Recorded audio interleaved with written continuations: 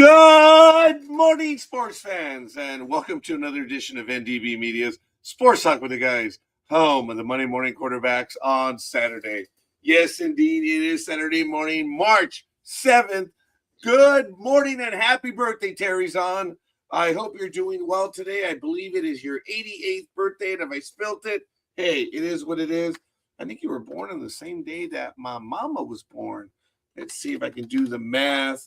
No, I'm incapable of doing the math. Yeah, I think he was born about that time. But anyway, congratulations, Terry, the traveling man. He's been on this program many, many times, and we look forward to having him on in the future.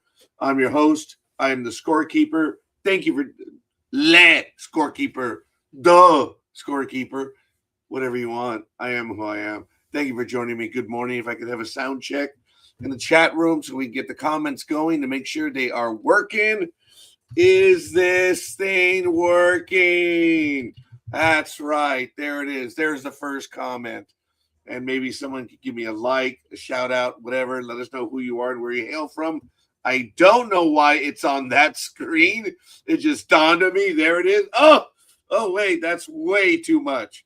But hey, it is what it is. I have my own monolith. You see it? Thank you, Mixmaster Mike. He was working on a new bookcase here, and I haven't decided where I'm going to put it.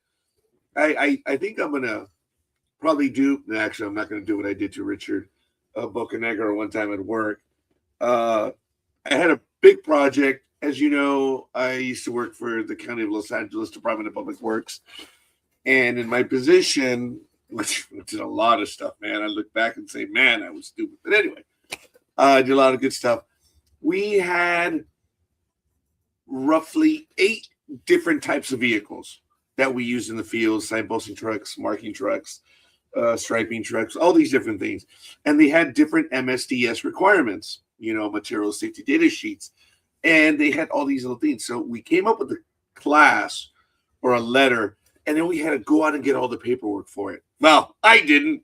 I had poor Richard working in the morning. Good morning, Tony! Thank you. Can't wait for you to join me this morning. So everyone knew I had him doing this. And boy, Richard was absolutely awesome. He was on a mission. And for about 5 to 6 days, he did the scout work. He went out and he did it all. And everyone knew. And they're like, wow, this is a big project. It's going to be good for everyone. And we were making about 50 packets. I think we had about 50 vehicles. But again, 8 different classifications. So it was a hassle to do all that stuff. I didn't do it. I just, okay, we need this. Get it done. He went out, made the photocopies, and stapled and did everything.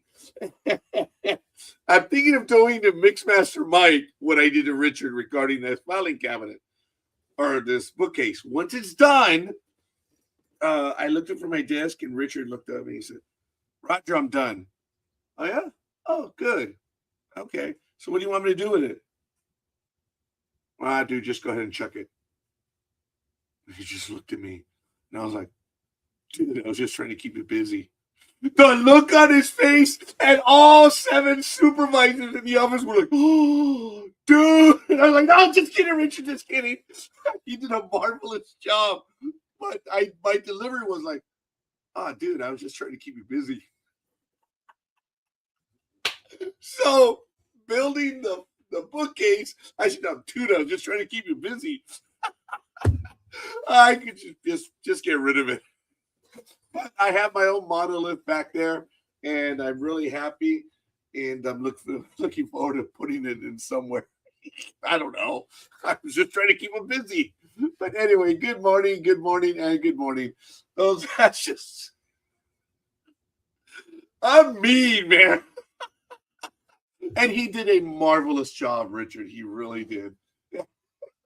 It hurts so much to think what a jerk I was. Oh my goodness! But that's Roger. That's the scorekeeper. Oh my goodness! And you're like, what's so funny about that? Well, it's funny. If you're missing the point, I'm sorry. So it's all good in the hood. So they say. Want to welcome everyone. It is 61 degrees out here in hell, even though my indoor sensor says it's 60, 58 degrees outside. And boy, do we have a wind advisory all day from 6 a.m. to 6 p.m. This morning, I was not awakened by, but The bedroom window, the one facing north, there was like movement. I'm like having a flashback. Hudson, what's the position? Oh, they're all around us. It was like scratching on the aliens, dude. Aliens. Said the Latin guy. Anyway, there was like scratching on the window. I'm like, oh my God, is there an intruder or something? I went into full front mode or defensive, defend the castle mode. And it was like somebody was scratching against us. What the hell's going on? So I kind of peeked through the window, kind of like Hicks did when he had the flashlight in Aliens and he's looking up and he's like, oh my God. You know what Scorekeeper did when he parted the blinds? Oh my God, it's the tree. Yes, we have high winds over here out in hell. So, yeah, so much for my paranoia. But it was all good in the hood, so they say. And it was all right. We have a wind advisory. And boy, am I hyper, and I haven't even had my cup of joe yet. Can't wait for the goodness and all that. So I want to welcome everyone who's watching. Thanks for joining us. Don't forget to head on over to ndbmedia.net. There's an incredible amount of stuff happening on the network. And taking on the fatherly figure of the network. That's cool, man. I'm really proud of that. I didn't get a sound check, though. But anyway, good morning again. So as we run our course here, well, some would say we have run our course, but that's neither here nor there. Wind is heading out to the southwest at 15 miles per hour. Air quality is 31. It's good. Pressure is at 30.02 inches and rising. Sometimes at 29. So it's always rising, but it's always the same. As much as things change, they always remain the same. What happened yesterday, which brought me to that conclusion? I was at Costco yesterday, and boy, was it funny. I was at my advanced age. I was moving over, buying stuff, and I think we bought one of those digital thermometers, and we only got we went in for 3 items, and we still came out with 9. I'm proud of myself. I bought another printer, an HP LaserJet color. Oh, and it's what was so cool about it was the price. And in my industry, single pass, this is not the relationship show, the single pass is the best one because it reads both sides. It doesn't flip it over. It reads the document on both sides and it will print both sides or single-sided, however. But single pass is imperative. You usually can't get those for under $400, and I did at this Costco. I was really happy about that. And so I have a new printer, and it's probably going to be right there. You see where that purple folder is? And I don't know what the hell that is, but it's going to be right there. So yeah, I got to clean this up right here, but I'm not going to be doing that. No, that's why I have an office manager. How did it get there? I'm to blame. Visibility of 10 miles, sunrise at 6:11. Humidity is at 18%. Wow. I'm surprised. I would have felt that humidity would have been higher, but okay. Dew point is at 17 degrees. UV index 0 of 11. It is warm outside. It is 61 degrees. It's nice. And it's actually not bad in here. UV index 0 of 11. Waning gibbous is the moon phase. And the sunset for today will be at 5:52. So that is absolutely cool. Taking a look at events in sports history today. Back in 2009, Al Erder Recreation Center opens in Flushing Meadows, Corona Park in Flushing, Queens. And in 2015, Chris Sharma completes the first ascent of El Bon Combat in Cova de Olciel, Spain, initially considered close to 9B plus or 5.15C. So really cool. Gotta show this one off. Back in 2016, Russian tennis star Maria Sharapova reveals failed drug test for meldonium at Australian Open in January, and she was subsequently suspended for 15 minutes. Boy, I would have loved to have been there in negotiations. I could have worked out a better deal, but he's all good in the hood. Taking a look at National Rugby League, we already have action. The Telstra Premiership Round 1. As of results from February 28th, the Knights beat the Cowboys 28-18. Bulldogs edged the Dragons 15-14. The Storm on the 5th just blasted the Eels 52-4. The Warriors put it to the Roosters 42-18. On March 6th, the Panthers took it to the Broncos 26-0. The Sharks also really took it to the Titans 50-10. Earlier today, the Raiders, National Rugby League, the Raiders edged the Sea Eagles 29-28. And later on today, the Dolphins visit the Rabbitohs at 9:05 p.m. local time.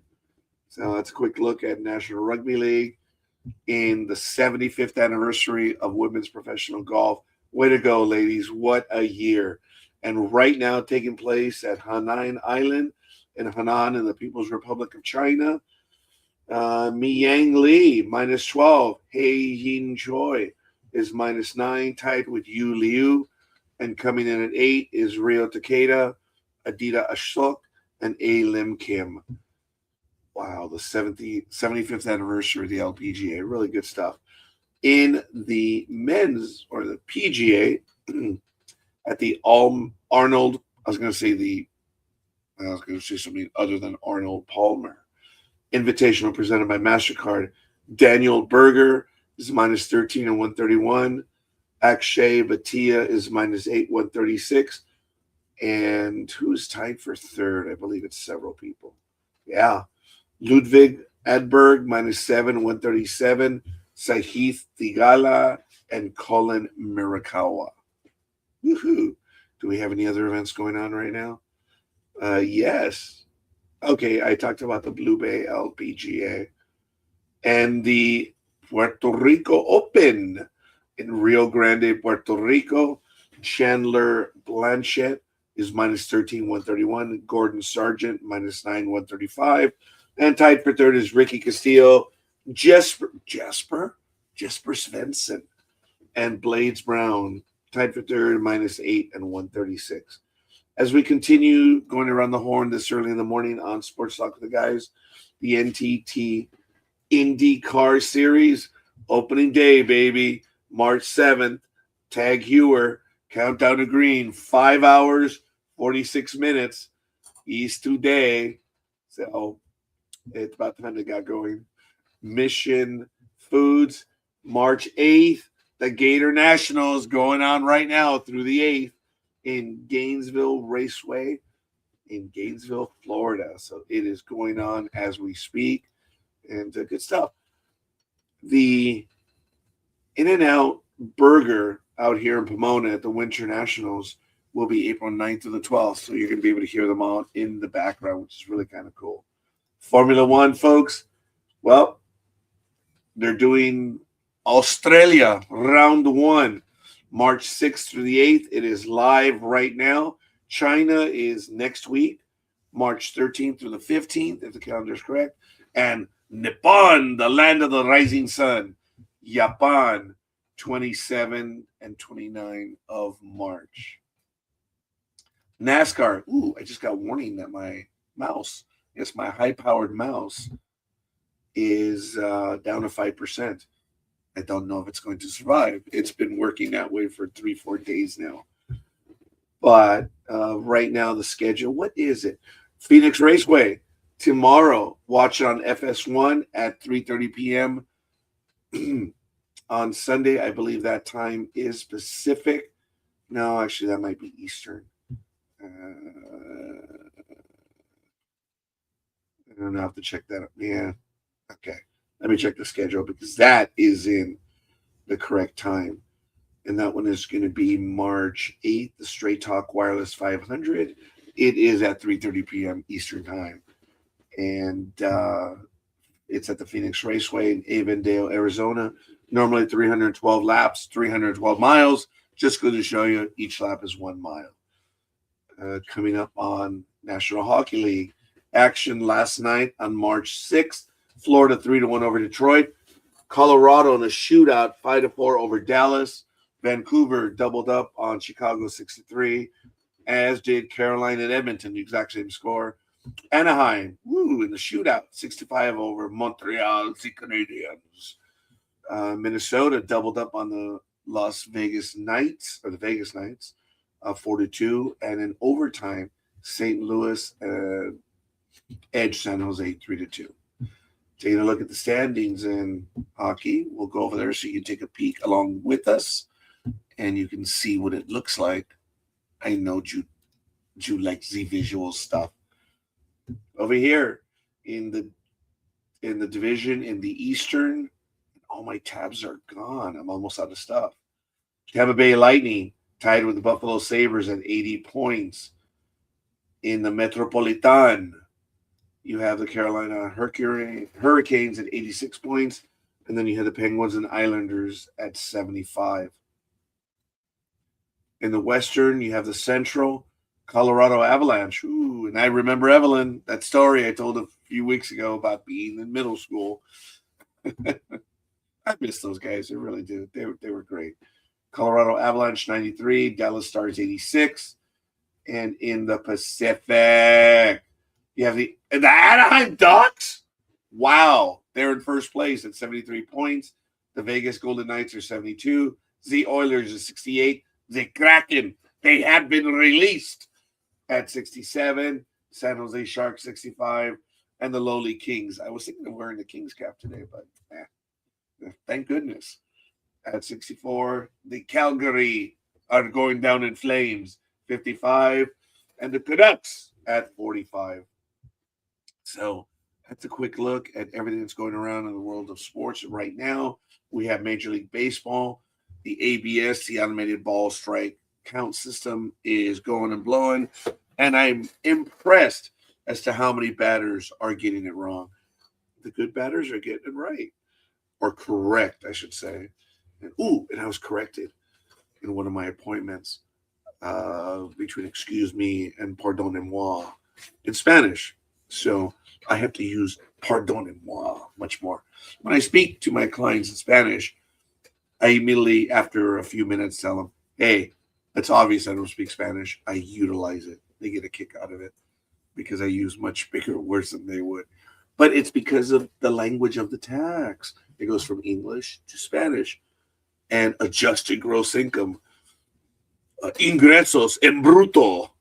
For those of you who are Latin, why the hell that's the translation? It is. It can be brutal, but it is good. So it is 6:18 a.m. here on the Pacific Coast, March 7th. And what a glorious day, folks. I know today's program will be shorter as I must get to business. I'm figuring that we're going to be alive for another 2 hours. I will have to end at about 8:30 if the co-hosts, if I am joined today, are going to be able to join. I don't think we're going to go beyond 8:30 because my first appointments are at 9 o'clock. Ugh. Yeah, 9 o'clock. And I'm going to, what time am I ending today? It's a long day. It's a good day. It's a good day to die. Kapla! You know I speak Klingon. And I speak it in the original Shakespearean form as well. Takpa! Takbe! Anyway, my first one is at 9. And I will be going to midnight. It's going to be a long, long day. But I do have a programmed break in there, so it's all good. And thank you for the love, Aisha. Thank you for the love, Tyone. Tony, thank you. And everyone else who's watching, if you fire off a comment in the chat room, I would very much appreciate it. I would very much appreciate it. Ooh, that's like subjunctive, future perfect English. Is that possible? Subjunctive and future perfect. In Spanish, it may be. For a while when I was studying Spanish, I caught the subjunctive very well and I enjoyed it. And I lost it. Hi, I'm the scorekeeper. Pleasure to meet you. I have my monolith. Yeah. Thank you, Mixmaster Mike. I hear it. It speaks to me. It tells me it must be filled with books. Material. I was asked yesterday, so what are you going to fill it with? Oh, come on, man. It's in space. Duh.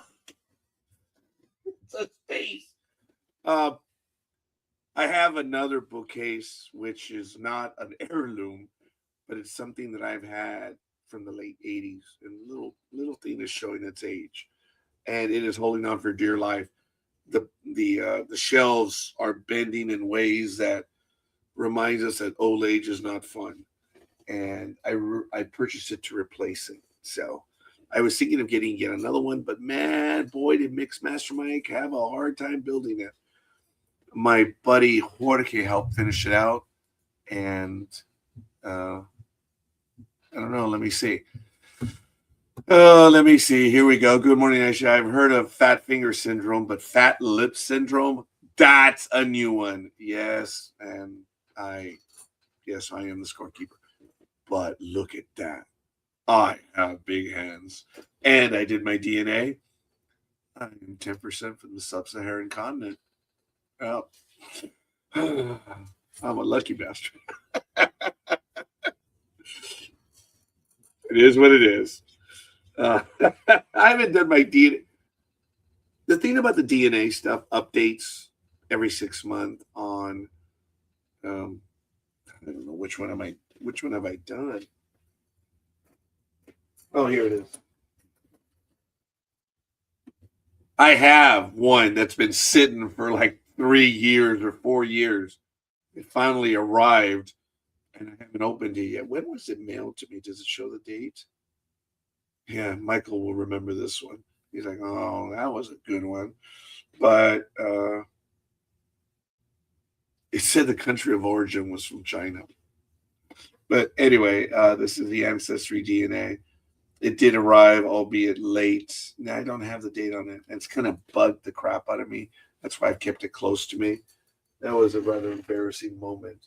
But I purchased 1, 2, 3 more DNA packets, forgetting, of course, that I had that one right there, because I wanted members of the family to do the DNA so they could have an idea of where and what they're from. And they don't care. I don't understand that. They have no interest in knowing any of that stuff. Like, all right, well, whatever. I think one day we'll do the pedigree of teams where their DNA is from, because many people are familiar that the New York Mets are, in baseball at least, the one true remaining team, and they are from 1969 through to today. But New York actually had many other teams: Giants, the Doyers, and the Yankees. But the Doyers and the Giants, which were from New York, moved to California, as you know, in the 1950s. And the Yankees came up from Baltimore. So that's where they're originally from. And that's just a tiny bit of DNA, just for what it is. I am an armchair historian. So I'm tired of waiting. I don't have my regular cup. I've taken them inside. I have my drinking water. So maybe I should take a little bit of water first. That's been there for a few days. My cup of Joe. I went with Pacific Bold this morning.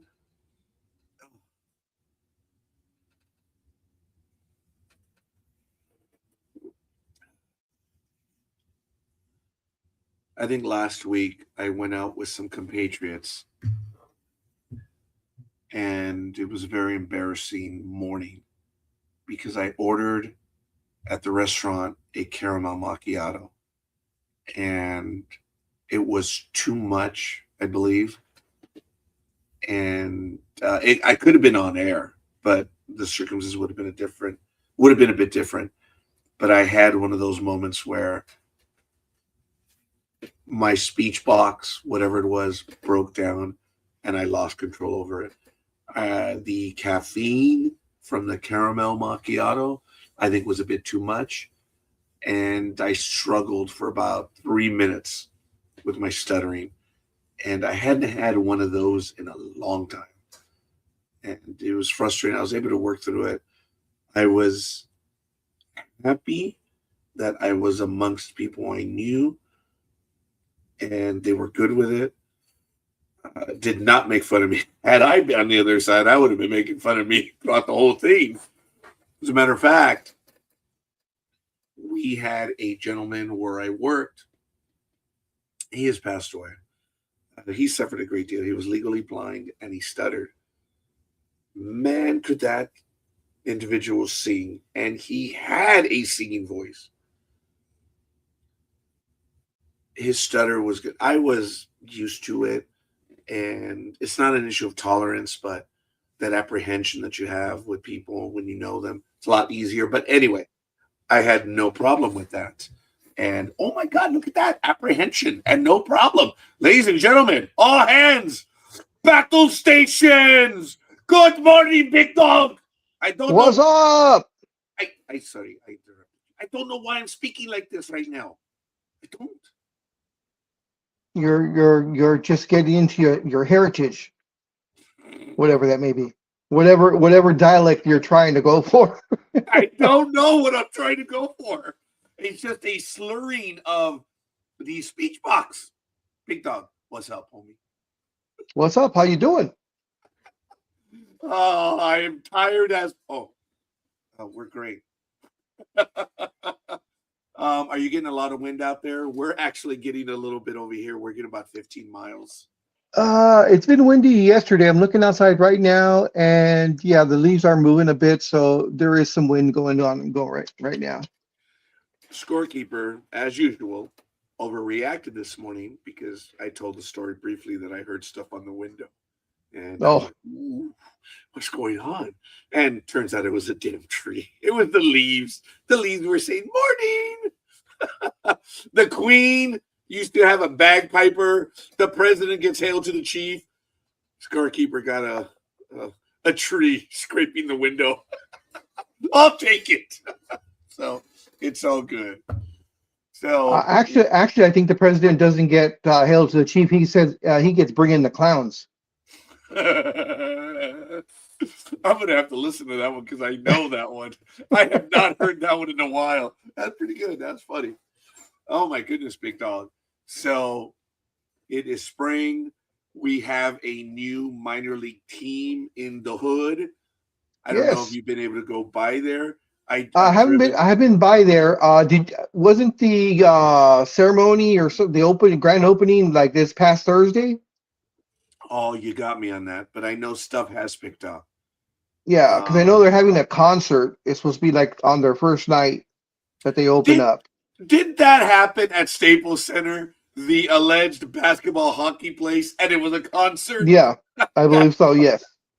I guess that's maybe a bit safer, or I don't know. It might be the toughest thing to have a concert as opposed to a baseball event. It's and hockey and basketball; those are choreographed. Well, I guess the musical is. Anyway, I guess that's what they do. So I'm hoping, Big Dog, that we'll be able to go. And I want to invite you already. I ask you to check up. Guys, if you want to go with me, get a hold of me. Every Tuesday that the 66ers are at home on Tuesday. I just need the damn yes from you. Big Dog, I know the tickets are real cheap, but the can't beat it though. But it's not that though. It's the camaraderie that we have when we go.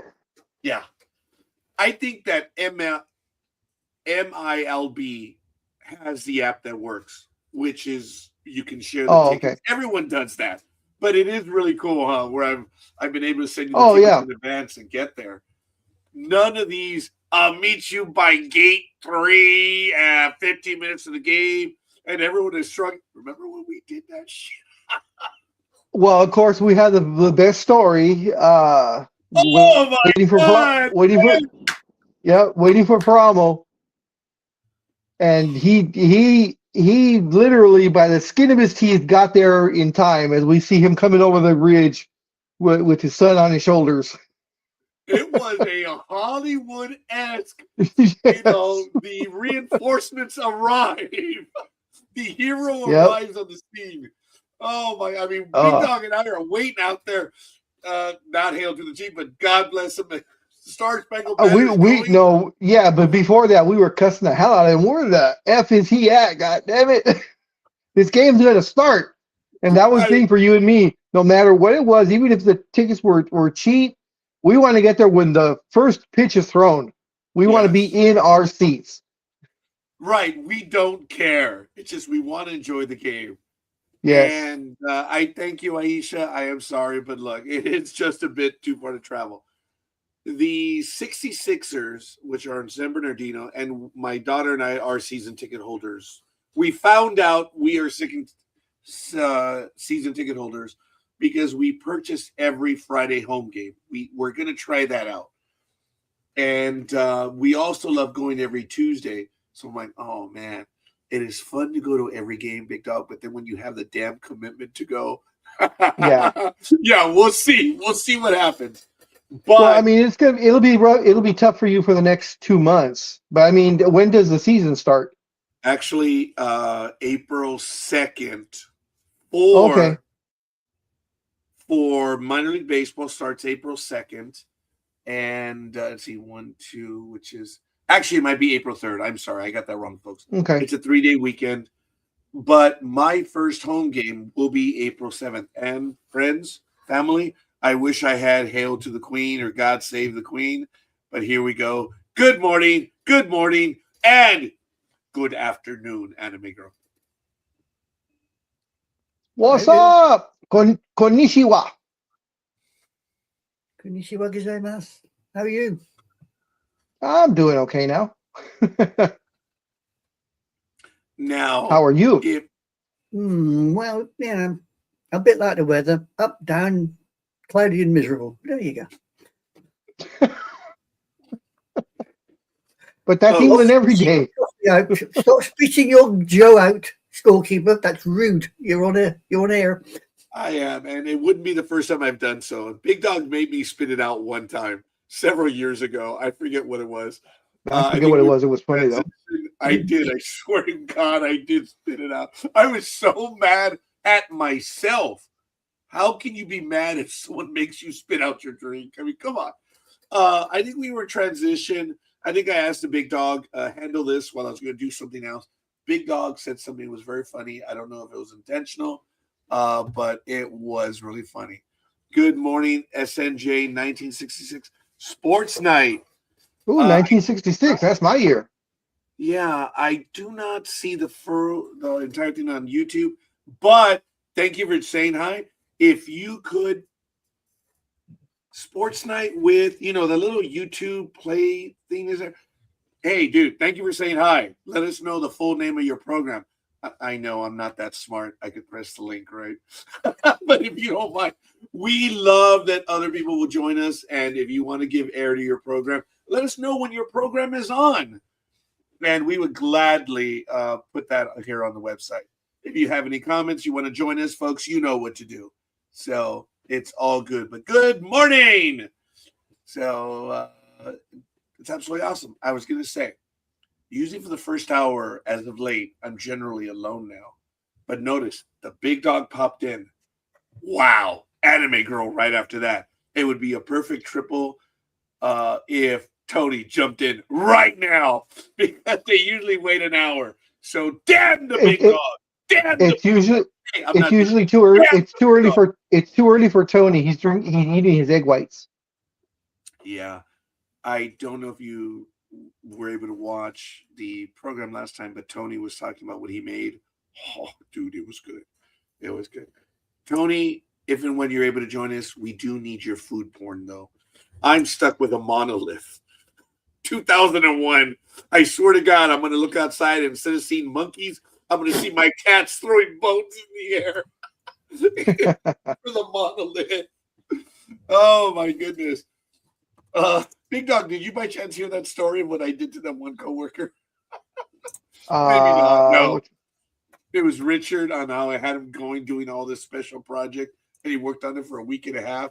And when he was done, he says, "All right, Roger, I'm done." I'm like, "Oh, good job, Richard." And I looked down and he says, "What do you want me to do with it?" "Oh, I don't care. Just go ahead and chuck it." And he looked at me. And I was like, "Dude, I was just trying to keep you busy." And the look on his face, even the supervisor was like, "Dude." And I was like, no, just kidding, Richard.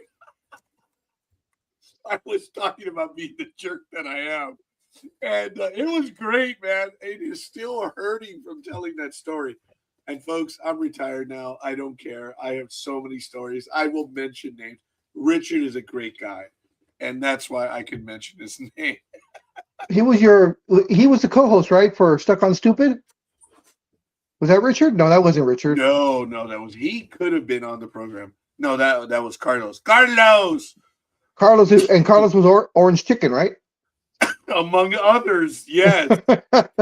He was the governor. He was Colonel Lord Puffington.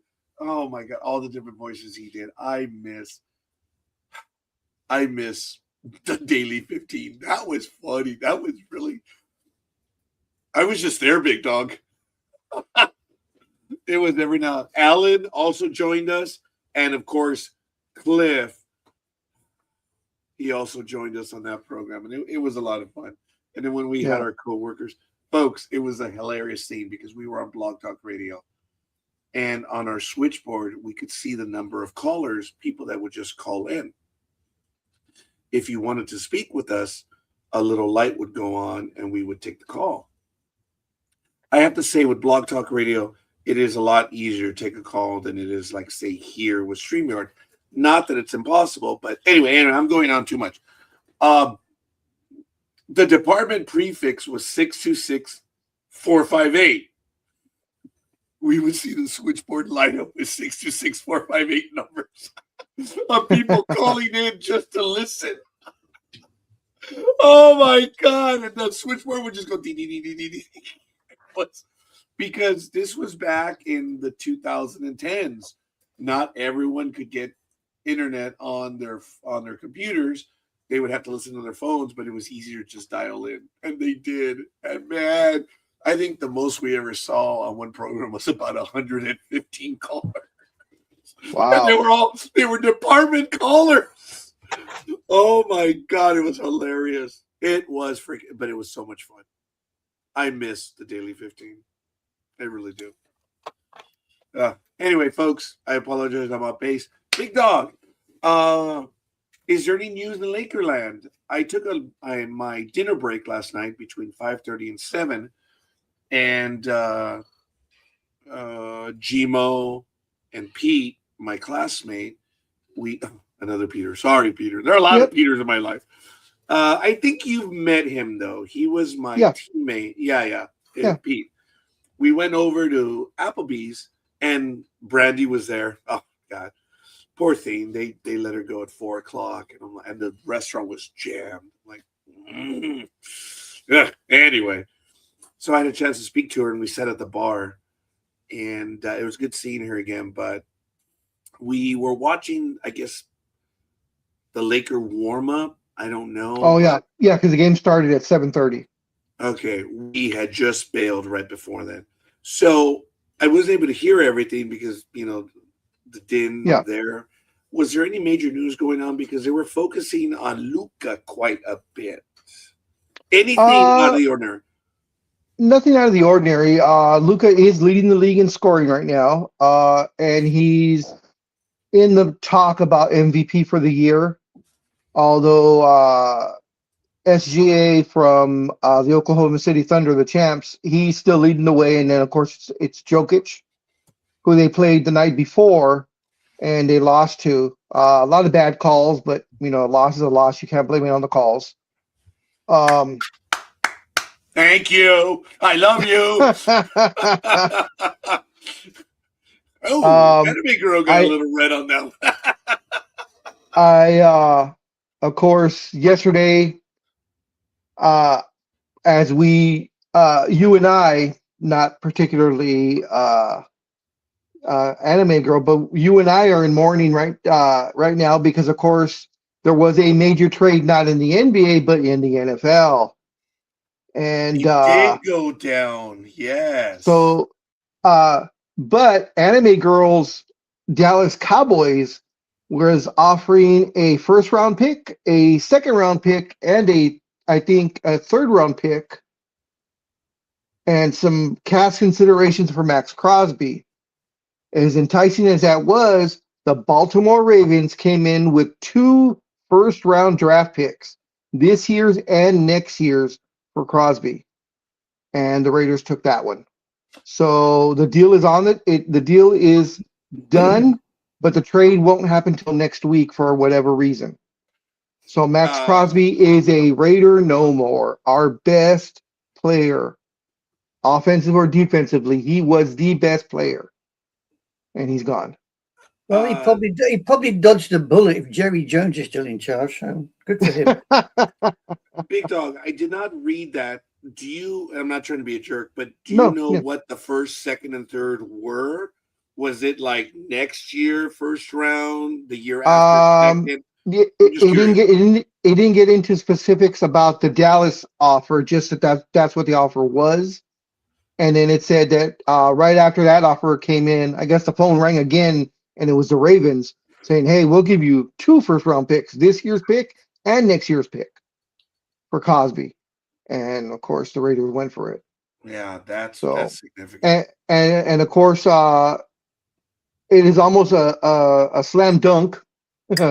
wrong sport, but still, it's almost a slam dunk now that the Raiders will take the Heisman Trophy winner. What's the kid's name? Rodriguez, with the number 1 pick, because our quarterback, if you want to call him that, I mean, he was more of a field back since his damn back was on the field most of the time because he kept getting sacked. He was released. In other words, he was left back outside the stadium. There you go. There you go. He was released either Thursday or yesterday. So then we have no quarterbacks. Huh? I'm sorry? I'm sorry. Not Burnett. I don't know why I had his name on the tip of my tongue.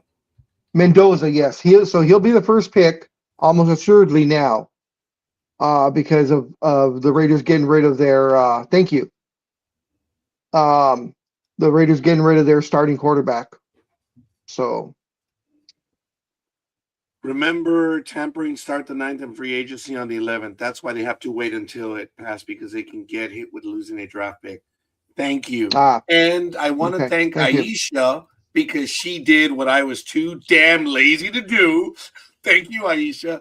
The program is Sports Night with Jorge.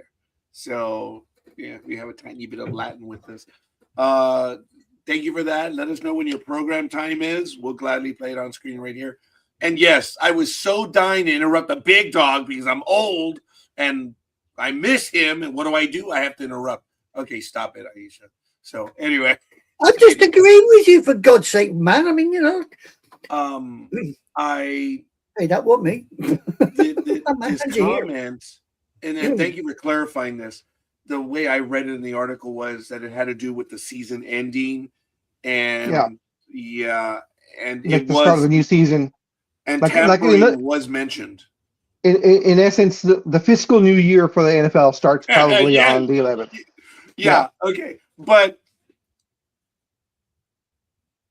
they made the deal. Yeah, so, it's just like NBA tampering. Well, no. It's just like the NBA where they had that 7-day moratorium. Yeah. Oh. You know, where all the deals are made that first free agency day, and then they still have to wait a week. And it's only backfired that one time when Petra Stokovic, remember he was being traded to Toronto or something, and then he backed out because he said there wasn't enough Slovenians or whatever country he was from in that area, so he decided to stay with the home team. That was the only time that moratorium, I think, backfired on Toronto, I guess it would be. Now, the Clippers had one as well, didn't they, where a player signed with someone else and then they locked them away for something? Yeah, that was who was that? That was when the Clippers were Lob City. I can't remember. Yeah, it was a while ago. And supposedly their penalties will be coming up very, very soon with the whole contract. Yes. They're still investigating. I saw a little update on that, and rumors are it's going to be a big, big hit, and it's possibly that no, not Paul George, the Claw. I don't know why I can't think of people's names today. Their best player. I've had a profound effect on you. I'm sorry.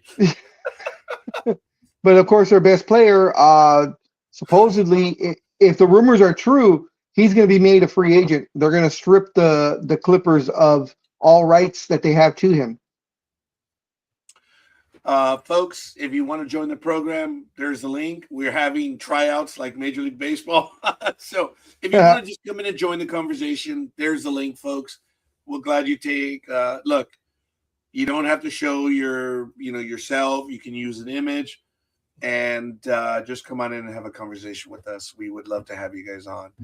And now, for like that, like Aisha's big for both of you. Now that Geno Smith, I remember his name after the fact. Now that Geno Smith has been released by the Raiders, as bad as he was, do you think he will find another team this coming season? Oh, for the love of God, yes. Who? Yeah, that's what I was. Yeah. Okay, and I'm sorry. Who? Geno Smith. Geno Smith, the starting Raider quarterback, that is no more. Oh, you mean the left back? Yeah. Okay. Yeah. Okay. Yeah, I'm sure some little league team will pick him up somewhere. Yeah, that's what I'm thinking. That they're going to. He'll be on at least, of course, a backup. I don't see him starting anywhere next year. He'll definitely be at least a backup and possibly third string. Or fourth, or fifth. I can see that as well. And folks, I wouldn't even pretend to try to think of what the NFL executives do, but the man can still throw, the man can still run, and they realize the situation with the Raiders. People can go there, have a hard time, and all right, quarterback Geno will get a job before quarterback Tua being released. Okay. Oh, is Tua released? I missed that. Oh, No. It's a joke. Geno will get a job before Tua being released. Oh, yeah, that's true. Yeah, that was good. Like I said, folks, if you want to go ahead and join us. Do try and keep up, big dog. Do try and keep up, old boy. That's all right. This is 6:48 a.m. Today is March 7th, 2026. This is Sports Talk with the Guys, home of the Monday Morning Quarterbacks on Saturday. Once again, I want to go ahead and give a shout out to Terry Zahn. Today is his birthday. Yeah, happy birthday. I don't think he's watching at the moment, but I'm going to make him watch now at this point. So it was really, really good. We have a comment from Tony. Yeah, I can see the Kyle Church signing Geno with Donkey Dak. Hey, Dango boy, stop hiding behind your keyboard. Get your butt in here and do it face to face. I think Tony's keeping my dignity alive. I think Tony was ready to jump in and he heard what I said. Oh, all of a sudden, Big Dog shows up and everyone else comes in. So Tony's like, all right, I got to suck up the scorekeeper a little bit. Well, see, Tony. If you saw his name, he only works 6 days. That's why it's 24/6, not 24/7. So we are his seventh day. See, it's Tony Kanaka 246. So he works 24/6, not 24/7. Big Dog, dare I say, that was slightly biblical, but that's all good. All right. We are his day of rest. Oh, it's getting heavy, ladies and gentlemen. And I haven't even had a chance to read my. Have you been following? Have you been following the baseball, the World Baseball Classic? Yeah. You said yes right away. Well, no. When you said "Have you been falling?" I'm like, yes. Oh no, following. Yeah. The World Baseball Classic, because yes, ma'am. You know, you're on about your wonderful quarterback from the Raiders. I've been looking him up. Apparently, possible landing sites for this guy is. Oh, for the love of God! Already, you've got Cardinals, Falcons, Colts, Chiefs, Dolphins, Vikings, Steelers, and surprise, surprise, even the Jets might pick him up. I can see the Jets. I can't see the Colts or Mahomes being a backup to Mahomes. That ain't happening, I don't think. Well, yeah, apparently so. I mean, at the moment, all you've got for the Raiders is Aiden O'Connell. Is that's just he's the only one around there still for quarterback. Yeah, I believe so. Yes. Yeah. Do you hear her twang? The Raiders. She said it pretty well, though. I'm proud of her. I look. It took me 3.5 years to lose my American twang when I came back from Hong Kong, thanks to the Seventh Fleet. Do not start. Come over there and kick your butt. You know, start with me, you know. Damn it.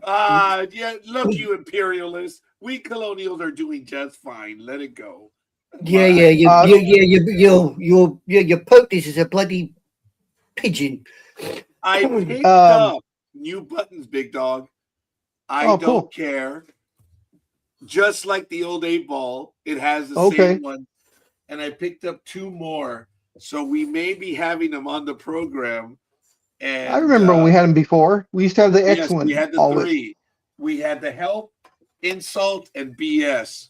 So I picked them up. You need to get the one that says bitch. I'm looking out for them. So it is what it is. But let me see. Let me do the first one. I don't care. That was it. I don't care. Kind of sounded like Liam Nelson from Taken. Oh, okay. Yeah. Well, it does have several. I'm going to have them from time to time, but it's all good, so they say. By the way, a little bit of news. Michael Day will be in Southern California. He is part of a convention in Anaheim. I don't remember if it's WonderCon, but it is at the end of Anaheim. He will be having a... Well, when? Oh, no. Anyway, he will be in Anaheim. So at the end of the month. Yeah. So yeah, so it's WonderCon because I'm now a department volunteer now. Oh, really? Oh, so you have yet to meet Michael, huh? Only over the StreamYard. Okay, I was about to slip and say something I wasn't supposed to. That's why I caught myself. I wasn't stuttering, which I do normally, but Michael will be here, and I'm looking forward to taking some time to go and visit with him again as well. Cool. And Big Dog, we'll see if we can get together down there for that event. Okay. The reason why I was mentioning the Baseball Classic is a certain Dodger player who is a two-way player. Is batting 833 in the Baseball Classic. Oh, wow. Yeah. Wow. And I guess he's got 2 home runs that were monster bombs. I think I did see one of them. Yeah. That was, ladies and gentlemen, that was not a cheap one, as some of us might say. Yeah. And of course, I laughed out loud. I almost fell off the couch, rolling on the floor, when they said that only because we know his history with the Angels and the fact that he hasn't been able to be healthy until the last couple of seasons. But supposedly he says not only does he want to win the MVP again, which would be a 3-time MVP in a row, he wants to also win the Cy Young Award. Those are the rumors that his arm is now super healthy or beyond healthy, and he is now gunning for the Cy Young Award. See, I'm over here going to the Baseball Classic stuff, and I'm listening to Big Dog. I'm like, ooh, Trout has gone on to declare that. And then he says, I want to win the Cy Young. I'm like, huh? I'm like, oh, wrong guy. And Trout actually was in the news. He has, and it didn't seem a lot to me, but, you know, he is a superior athlete. But Mike Trout said he wants to be faster on the bases, and he has shed, which I laughed. He shed 5 pounds of muscle. Who? To get faster. Mike Trout. I guess he wants his old speed back. I guess running between first and second was like a 4.9 or something, which was extremely fast. And he hasn't been that fast in about 4 or 5 seasons. So he's working on getting his speed back. And also great news for him, which I think will help him out. The Angels are putting him back into center field, which to me is his natural position. Folks, you know that Jimo and I, my youngest, we would go to Anaheim quite a bit. And oh my God, the seats that Big Dog knows, I'd whined and whined and whined for years to sit in those particular seats in Anaheim, the ones that are like not necessarily park benches, but they have the table in front of it. It's at the Winery X, I believe it's called right now. And Jimo and I sat there for like 6 times all year. And there was one time it was 3 in a row. And what was great about it was they started recognizing, they didn't even ask us for our tickets. So on the 4th day, which was a Saturday, one of our friends, a veteran, received tickets. And he either got 3 or 4 tickets. And Jimo and I, let's see, it was Saturday, Friday, Thursday. So on Wednesday, we're like, we're going to be up there on Saturday. Just shut up and enjoy. Shut up. Those seats, guys, they have mesh seats, and you have the metal table in front of you, and you're looking towards the field. But the thing about those seats is there's so much room around you, and it's spaces at a premium. And for those that love to imbibe, can do so. The food was a little different. It was all right. We actually tried all the different types of. But anyway, Jimo and I were like enjoying the 3 days. And then when her friend came, sure enough, we had good seats, second row, way up on top. And we're looking down. And throughout the whole game, I was like, there's no one in our seats down there. So knowing that after the second day, they didn't even ask for our tickets as we were walking in, I'm like, you want to try it? And Jimo was like, she pulled a Roger when Dad said, I'd like to watch the movie again. We only paid for one, Dad. We can't stay.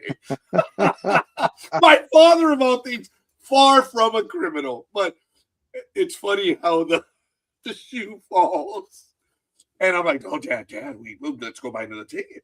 And he wanted to see Star Trek 6, The Undiscovered Country again. He enjoyed it. And it was funny. But anyway, I wanted to go back to the seats, and I was willing to give it a shot because I kid you not, we'd been up there enough that the people recognized us, and they didn't ask for our tickets. I'm like, anyway, as good people, I love those seats, and I intend to go again. That's why I'm hoping Big Dog will say yes. But folks, we'll talk about Anaheim in a little bit. But what I wanted to say, Roger, is a tangent, living proof of what a tangent is. After Trout hit number 400, I think in Baltimore, he returned home and he hit 401, 402, 403, and 4, and we witnessed all 4 of them, which was really cool. And the Angels gave out a poster the day that we went, and he hit 401. And what was so cool about that game was they were losing 3-0. He hit the home run to get them going, and then he hit the home run to win it, which was awesome. It was great seeing Trout. Trout still draws a crowd in Anaheim. They cheer for him profusely and immensely. And it is so fun seeing Trout do something, anything. Because Big Dog, I remember seeing him in his prime. So since you're the baseball guru here at Sports Talk with the Guys. No, I did not see that. Go ahead. Oh, accuse me of anything, Big Dog. Go ahead. ESPN, in their infinite wisdom, put out their Major League Baseball's top 100. Trout was not on the list, and that was top 100 players in Major League Baseball this coming season. Trout did not make the list. Do you agree or disagree with that? It's very easy to do so. Unfortunately, Trout is not in the top 100 anymore, but not by much. He has been hurt. When he's healthy, sadly, he's good, but he's been hurt so much. I can see him dropping out easy up whatever. But boy, would that not give you the drive to, like, oh, este hijo de su madre me quitó de la línea. Yeah. So, especially since he's actually now really healthy He's actually going into the season healthy for the first time in what, at least 4 seasons, 5 seasons, maybe. It's been a while. Jorge, don't worry about the fat fingers. This is Sports Talk with the guys. Home on the Monday morning quarterbacks on Saturday. Yes, I actually got that. Fat lip. So, you know. I'm just fat. Where? Oh, I am. Oh, I never said a word on that one. Big Dog and I, we're no longer 1-0. We are just Zero. double D's. Yes. Did you know? I did not see that one. 15-5, and they walked 17. Wow, That's crazy. That's sad, man. That is sad. I was going to go over it that today on March 7th, several games are already underway. Tokyo, South Korea at You Tokyo, get there in the end. Japan. It's general vicinity. Right now at 8 a.m., well, in about an hour, Germany? It's Germany.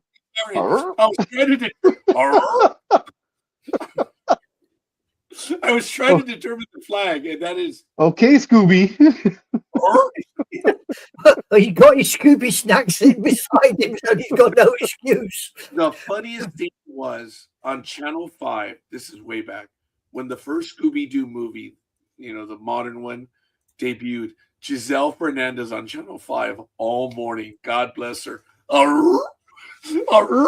She was all morning in the broadcast. It was great. She was excited for the movie, and I did enjoy the first one.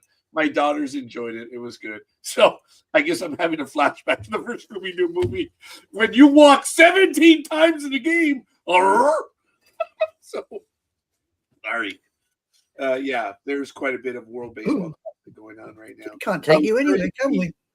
There was a meme on there, and it says this shows how bad it's gotten in the USA, and it was the Scooby van, the Ghostbusters car, and pulling up was the black Impala from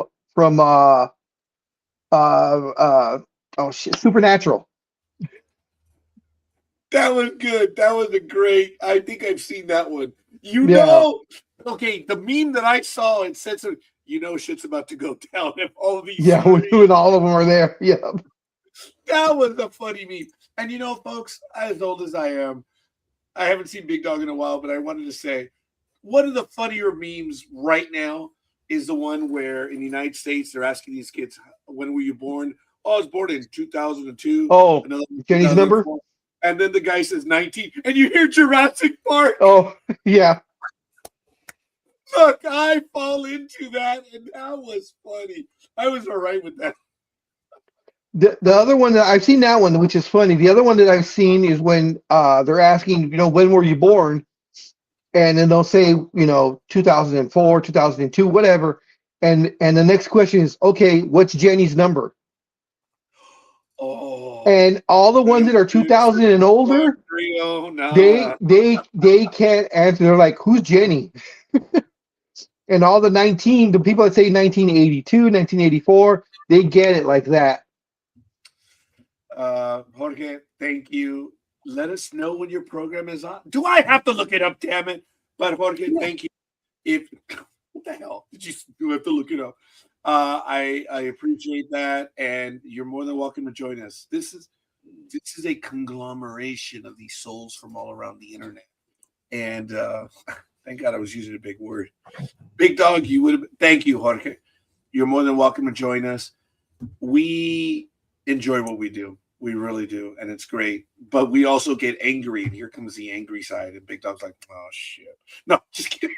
The angry side is, I was told that the owner of the Angels, Artie Moreno, said recently, and I haven't verified this. So if anyone wants to throw any rocks, I can't find the article of it. I think I know where you're going. But I've been scouring for that article.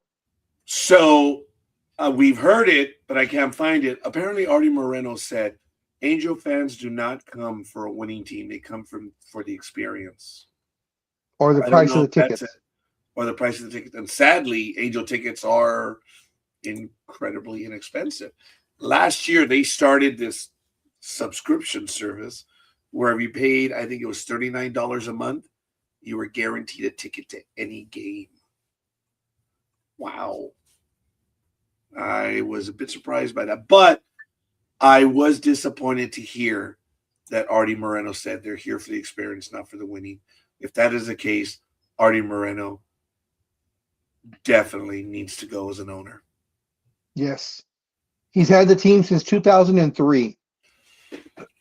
So, and in his tenure as owner, the Angels have made the playoffs in one time, and they got swept. And if I'm not mistaken, in the career of Mike Trout, he's never seen a playoff game. I believe it was in 2012 when they made the playoffs and they were swept 3-0.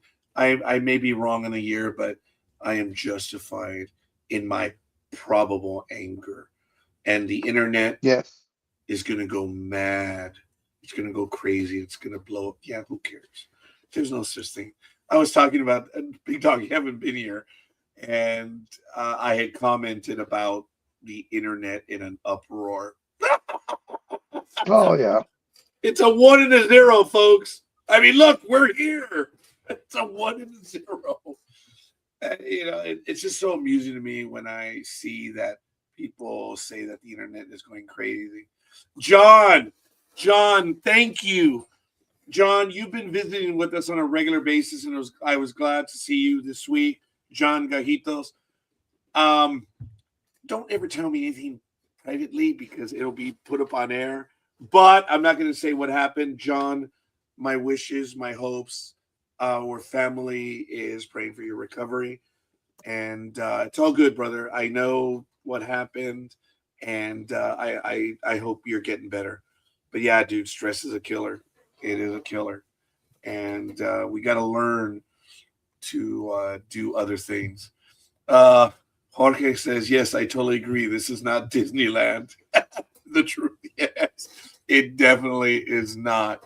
Now, I do apologize because Anime Girl has been providing us some information. And it says, fan sues Dodgers after she was hit by Buzzballs drink during the game. Oh, yeah, I heard about that. And, okay, and speaking of Buzzballs, ladies and gentlemen, all hands on deck. Hey! Good morning, up, big man? Tony. Good to see Big Dog. Had your egg whites? What's that? Had your egg whites? I was feeding squirrels for about 25 minutes, so no, I didn't. Oh, I thought you'd be out mugging chickens for eggs, but I got a squirrels tag. will do, I suppose. Squirrels will do. Yeah. So are you trying to say Tony chokes the chicken? Hell no! What? Hell no. Welcome. I'm back. Welcome back. I mean, his damn football team's a bird. He's not even egg whites. I mean, come on, You realize what happened right now? She served one to Tony. Welcome back, and Big Dog came in and said, "Oh, F this," and threw it at him. That was damn funny, folks. Albeit wild sports. Welcome back, Tony, and first thing Tony says, "Welcome back, Big Dog." Well, he's been MIA. I've missed him. I was glad to hear him come on this morning. Thank you. Oh, Well, I have it here real quick. It says, "Good morning, Tony." Oh yeah, scorekeeper. Good morning. I was throwing a tantrum on air, and everyone. I know you were, so I figure I ignored Well, it. we just the chihuahua out. Yeah, we just treated it with the contempt it deserved. You know what I mean? Big Dog, he did an impression of me as an angry chihuahua, and it was actually very funny. Poor Tony. It was funny, dude. Oh my God, that one was funny. So what the hell, an angry chihuahua, whatever. It is what it is. Sorry, folks. I'm happy the Big Dog's back. So much so that I don't let him speak. Go, Big Dog. All right, so it says Los Angeles owner Artie Moreno claimed in February 2026 that based on team surveys, winning is not among the top 5 priorities for fans who instead focus on affordability, safety, and in-stadium experience. He says that stated that while purists care about wins, for the average fan, winning is not in their top 5. They didn't Of pull course, Philly. yeah. Well, no, these are supposed to be Angel fans. And I thought it was the whole league. no, he pulled just Angel fans, and based on the fans answering the surveys, that the Angel fans don't care about winning, which is bullshit. I'm sorry, it's bullshit. That's bullshit. If you actually are have the cojones to come out and say that, you don't belong as owner. No. You know. You definitely don't. And Jorge, now you're going to see the other side of sports soccer, guys. The angry side. And we are little. Well, I'm a barking chihuahua when it comes to this. Hey, I've adopted it, baby. It's all mine. I'm all right with it. I'm going to see if I can get a little image of a barking chihuahua. So, the owner, if he was just postulating on it, he was just saying these are the results. Fine. I don't know if he was trying to say this is what they want. This is what we will deliver. That's just saying, hi, I'm going to work today. That's a disappointment because we have talked about this for a long time on this program, that the Dodgers were blessed with a fan base that delivered 2 million, almost 3 million a year because of the way Dodger Stadium operated. It dropped a little bit, but now you don't even have to talk about what the Dodgers are doing. Other than safety, as a personal fan experience, and you can ask several other people from San Francisco and the like, it's changed the Dodger Stadium. But for the most part, I'm generalizing my experience, but Dodger Stadium has become very, very expensive. And hey, great, go for the Dodgers. You know how I feel about that. If that's what you can do, go do your business, do whatever. The Angels have been blessed with a 2 million fan base as well, close to 3 million. That is a lot of money being spent at the stadium by the fans. And you're going to go ahead and support this idea that the fans only want an experience. Artie Moreno has to go. He has to go. It would have been one thing.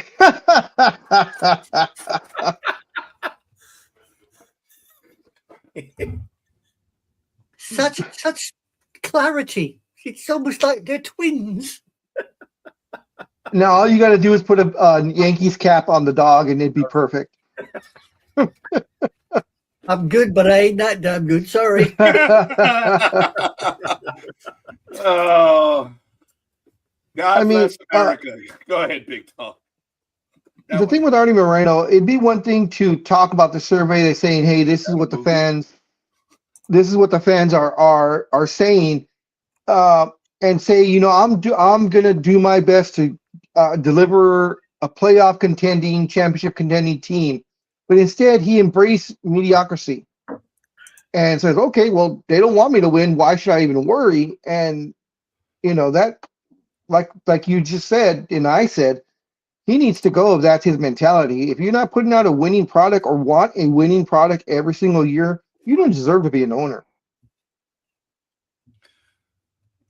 Yeah, Tony, I don't know what I know you were laughing at that, and you were also saying no on those results because you say, hey, wait, is that league wide or whatever? Yeah, that's just not right. Tony, your thoughts on that? Who did he pull to get these results? Supposedly, I guess it was season ticket holders, and they, I guess they put out some sort of survey, and they filled it out as they wanted to fill it out. And he said those were the results. But like I said, I mean, it's one thing to say, hey, these are the results. This is what the fans think about my team. That's not that's not good with me. If this is what I want to deliver a championship to this city. You know, the fans are lucky enough to come, like you said, Raj, between 2 and 3 million per year, which is up in the upper echelon of fan base. You know, the fans don't want a losing team. I don't want a losing team. I'm going to work on, you know, getting the team better. Yeah, but instead he embraced it. Coming for the hot dogs. I mean, come on. Yeah, and of course that was one of the big things because his price on beer is supposed to be really cheap, if I'm not mistaken. I think it's only $5 or $6. I don't remember the price of that, but folks, you can actually spend $100, eat well, get decent tickets, pay for parking, and have a good time at a baseball game, and just be able to say that to Wow. anywhere else. That's Seriously, crazy. it is. I was getting those seats in the Brewery X zone for as low as $10, and Wow. they're nice seats. But don't get me wrong, there are days that they're $100 because of the opposition. Yeah, when they play the And- Yankees and the Dodgers. Oh yeah, they have premium pricing. I don't know what they call it, but I learned of all the other websites, StubHub, and a few others. I have them here, and I've been able to get great prices on some games. SeatGeek, Game Time, and StubHub. They're Game Time. generally the same, but every now and then you can get some a little bit cheaper. And I was scoring these things, and they're good at getting tickets. And I think I was frustrating Gmo because I got more tickets. I scored more tickets, and as I was getting more and more, and we win quite a bit this year. You guys all know what happened last year, why I was going so much. So I'm not going to get back into that. But my love of the game does. My father played sports with me growing up, but it was my mother that clarified the game and reminded me what it was about in its purest form.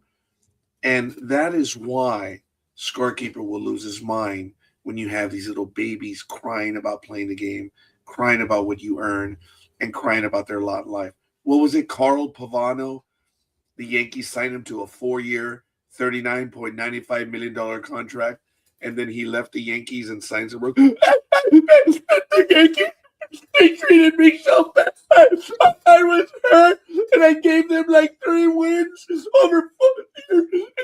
They treated me badly. They paid you $40 million while you were hurt, and you think that they were not warm to you? It's like, shut up. That is actually becoming Scorekeeper's line now. I'm not going to do it here on air, but a lot of people have, especially in this office with people who are with me, they now finish my line. They're throwing it back and they're like, shut up.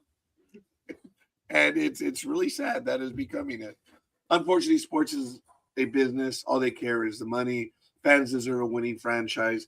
Ticket prices and their product they sell is ripping off the fans. Winning is the least. Yes. I have been whining for years on this program that the Dodgers have been investing in the fan base. I've said for years, it's a great time to be a Dodger fan. It's Oldale, and it is. Management is spending. Now, the Dodgers are learning what it means to be a winning team. And eventually the salaries, you do choke on the salaries. And there's going to be pullback. Just look at the last 30 years of baseball. It happens. And everyone was talking about what a genius of the Ohtani deal. Yes. It's still $700 million among others. But guys, I'm not making fun of the Dodgers. I'm envious. But I'm having flashbacks to being a Yankee fan with George Steinbrenner at all costs. And I miss George Steinbrenner because Not me. Oh, I do. I do. I sorry, Mr. Detroit. Yeah. And yes, that was the point. And he was good at it. And he did everything to win. Artie Moreno is the non-George Steinbrenner of baseball. But what the Dodgers are doing is phenomenal. God bless them. But it's expensive to go to a Dodger game. Sadly, it really is. And I could go, but I'm not at that. I frankly, I'm not. But I can go to 40 Angel games and the minor league teams, and Big Dog and I do. We go regularly. And they're in some ways they're closer. Sometimes we see better games, but whenever I take someone to a minor league game, I say, guys, chances of you seeing a phenomenal play are huge.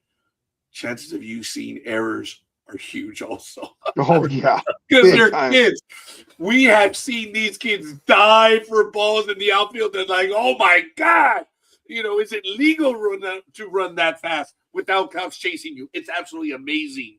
And then you see a ground, thank you. And then you see a ground ball coming to the shortstop. Doink! The ball goes flying. And it's fun, but these kids are growing up. And it's great. Oh, and when there's a fight, there ain't no pushing and shoving and slapping. These kids are stupid because they're kids. Guys, police have to go out to the field. There is none of this little slapping and pushing and stuff. They're not millionaires yet. So they don't give a rat's ass. Now, these kids aren't exactly aggressive as they were years ago, but when they fight, yeah, they fight. The umps are like, yeah, give it a few minutes. Because they really are throwing punches. And it's the minor league guys. But yes, Jorge, I appreciate that comment. It's the least that they could do is to win. It is a crime in Anaheim if, in fact, Artie Moreno is saying, hey, look, that's what the survey says. That's what we're, lay off. This is my product. I am appealing to the fan base. If that's true, Artie, you have to go. You have to go. I will miss the ticket prices, but I love watching exciting games. Folks, I went to the playoff game where the Phillies beat Tony would have loved that game. Schwarber. Where the Phillies, they just lit up the Dodgers. But I had a good time. I went with 3 other people. And it turns out that there were some clients there that day. I found out about it a little while ago. And, son of a... A pink hat, yeah. I tried. I tried. I'm sorry, yes. That is my cue to shut the hell up. But, Jorge, I was born in 66. Believe me, I'm sad. I grew up seeing Cal Ripken, Ken Griffey Sr., Don Baylor, and more. But now is about the money is very sad. Jorge, I remember, and I think Tony is, and as well as Adam McGrone, Big Dog. Baseball in the 70s, 80s was not really about making money. It was about winning. And most owners, then Dodger owners, Royals, they knew that the value of the franchise was going to go up. They knew they were going to cash out.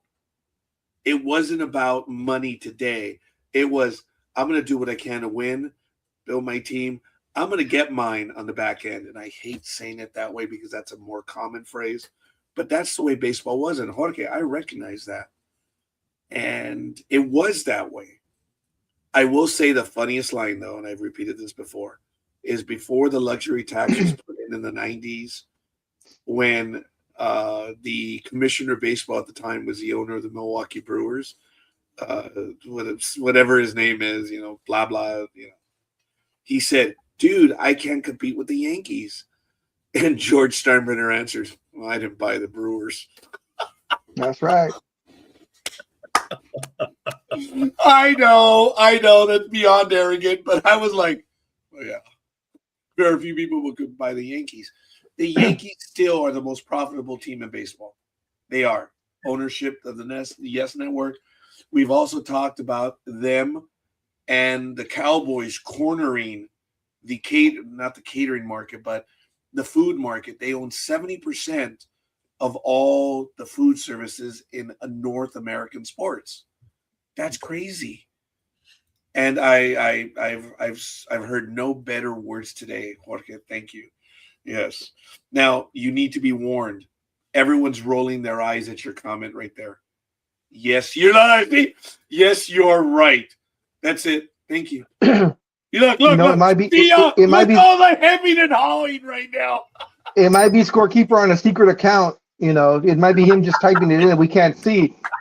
I love it. Tony, remember? They thought my cousin was me. Remember that? Yes. Yeah. Yes. Oh, I bet you that's one of the Uh-oh. sisters actually sitting there typing out from another account. oh no. Probably it's probably Gmo inside the house. Okay. All right. Hold on a minute. Okay. All of those are very good. Okay. Now, right now, Twisted Sisters, no. That's a no. All right. And as far as Gmo, Big Dog, as brilliant as that is, if I could get that little girl to do anything. All right. I can't even pay her to do that. Jorge, you are being accused of either being me or a family member. Don't know. We love you, dude. We're great here. We're happy you're here, but You listen. You know what the score is. If we don't like you, we don't talk to you. If we like you, we take 7 barrels of crap out of you, and you just got to take it. Or you come on here and you give it back. We don't care. oh my God, this is great, folks. We love the exchange that we have between us and the audience. The audience is us. I've talked about this. And when you guys take the time to comment, it just blows us away. It does. And that's why we love it. We always watch every comment. Even the ones that say, hey, I've been commenting. Yeah, well, there's a reason why I'm not highlighting your comment. But anyway, it is funny. But going back to this, I grew up with the same names as well. Ripken, Griffey, Don Baylor. And these were guys, it was a whole different game. My classmate, Pete, was talking about Nolan Ryan. None of that happens today. No, Tony Gwynn was telling a story about that you never dug in against Nolan Ryan. I'm like, well, okay, all right, whatever. I mean, if he's going to throw in and hit me every day of the week, fine, go ahead, hit me. Don Baylor, no. Damn it, I got distracted. See, I'm not typing. Anyway, Don Baylor was the one that was hit all the time when he was with the Angels and with the Yankees. And the umps never said anything about it. As far as I was concerned, Don Baylor got hit a lot in retaliation. And he knew he was being hit. You know what he did? Took the hit, walked to first. Didn't say a word, nothing. He was one of the bigger guys on the team. Yeah. So if you threw at the bigger guy, guys, I've told you, because in baseball, whoever's up first after something dirty, SOB's going down. And sadly, it was always the little guys. I'm like, oh, well, F it. It looked bad. But there were times that the big guy is like, oh, okay, andale, I don't feel as bad, but I'm still going after him. But it said a lot that retaliation was directed at Don Baylor, and he knew the team was being retaliated, so he just shut up and walked away. He got on base. It was great. And I miss those guys. It's all good. Thank you. Because he was mistaken as family. Dude, your family already, so it is what it is. I wanted to get everybody's reaction, but I wanted to after I read this have Scorekeeper clarify what eligibility means in this pretense. So here we go. The Dodgers, in a statement to the LA Times, this was 3 days ago, so this would have been the Dodgers on Wednesday, gave a statement to the LA Times that's saying they are no longer able to renew the contract of Andrew Toles, the former outfielder who lives with schizophrenia, but they are working with his family on what to do next. The team has renewed Toles' contract every year since 2019 so he could keep his health insurance, but keeping him on the restricted list is no longer possible due to eligibility, end quote, the Dodgers said. They are working together with the Toles family on how to proceed and won't comment further on the issue, according to Times' Ed Guzman. The soon-to-be 34-year-old Toles played for the Dodgers from 2016 to 2018 before his career was sadly interrupted by the effects of his mental condition. Is it because he's got to actually play on the field every X amount of years or something? Or it is something related to that, yes. Okay. I don't pretend to know the entire thing, but since I negotiated contracts with my employer, you see, here's the stuck-up Scorekeeper. Eligibility means how you're active and actually eventually I figured. Yeah, I everything figured. runs out. And Yeah. I'm spitballing here, but the eligibility would be something like that. Yeah. And That's what I figured. I think we can look it up. It's folks, it's the rules. That's why we have rules. You can't do everything forever. And it is the kind thing that the Dodgers have been doing. It's Yes. beyond kind. And it went on for several years until someone, spilled the beans. And it's wow. With the Dodgers, I mean, it's expensive, medical insurance, and they've been doing that for this player. I at first thought someone else was probably going to sue, saying preferential treatment. Why is he getting this and I'm not? Eventually, guys, the medical coverage does expire. You have to be an active player. I forget what the time is, but if you have a guaranteed contract, it is. But a guarantee takes a spot on the roster. Yeah. The 40-man roster. And the type of contract that they were, signing them to, that's a damn. I believe it was ineligible to play or inactive or something or other. Yeah. So I believe that allowed them to extend the roster amount.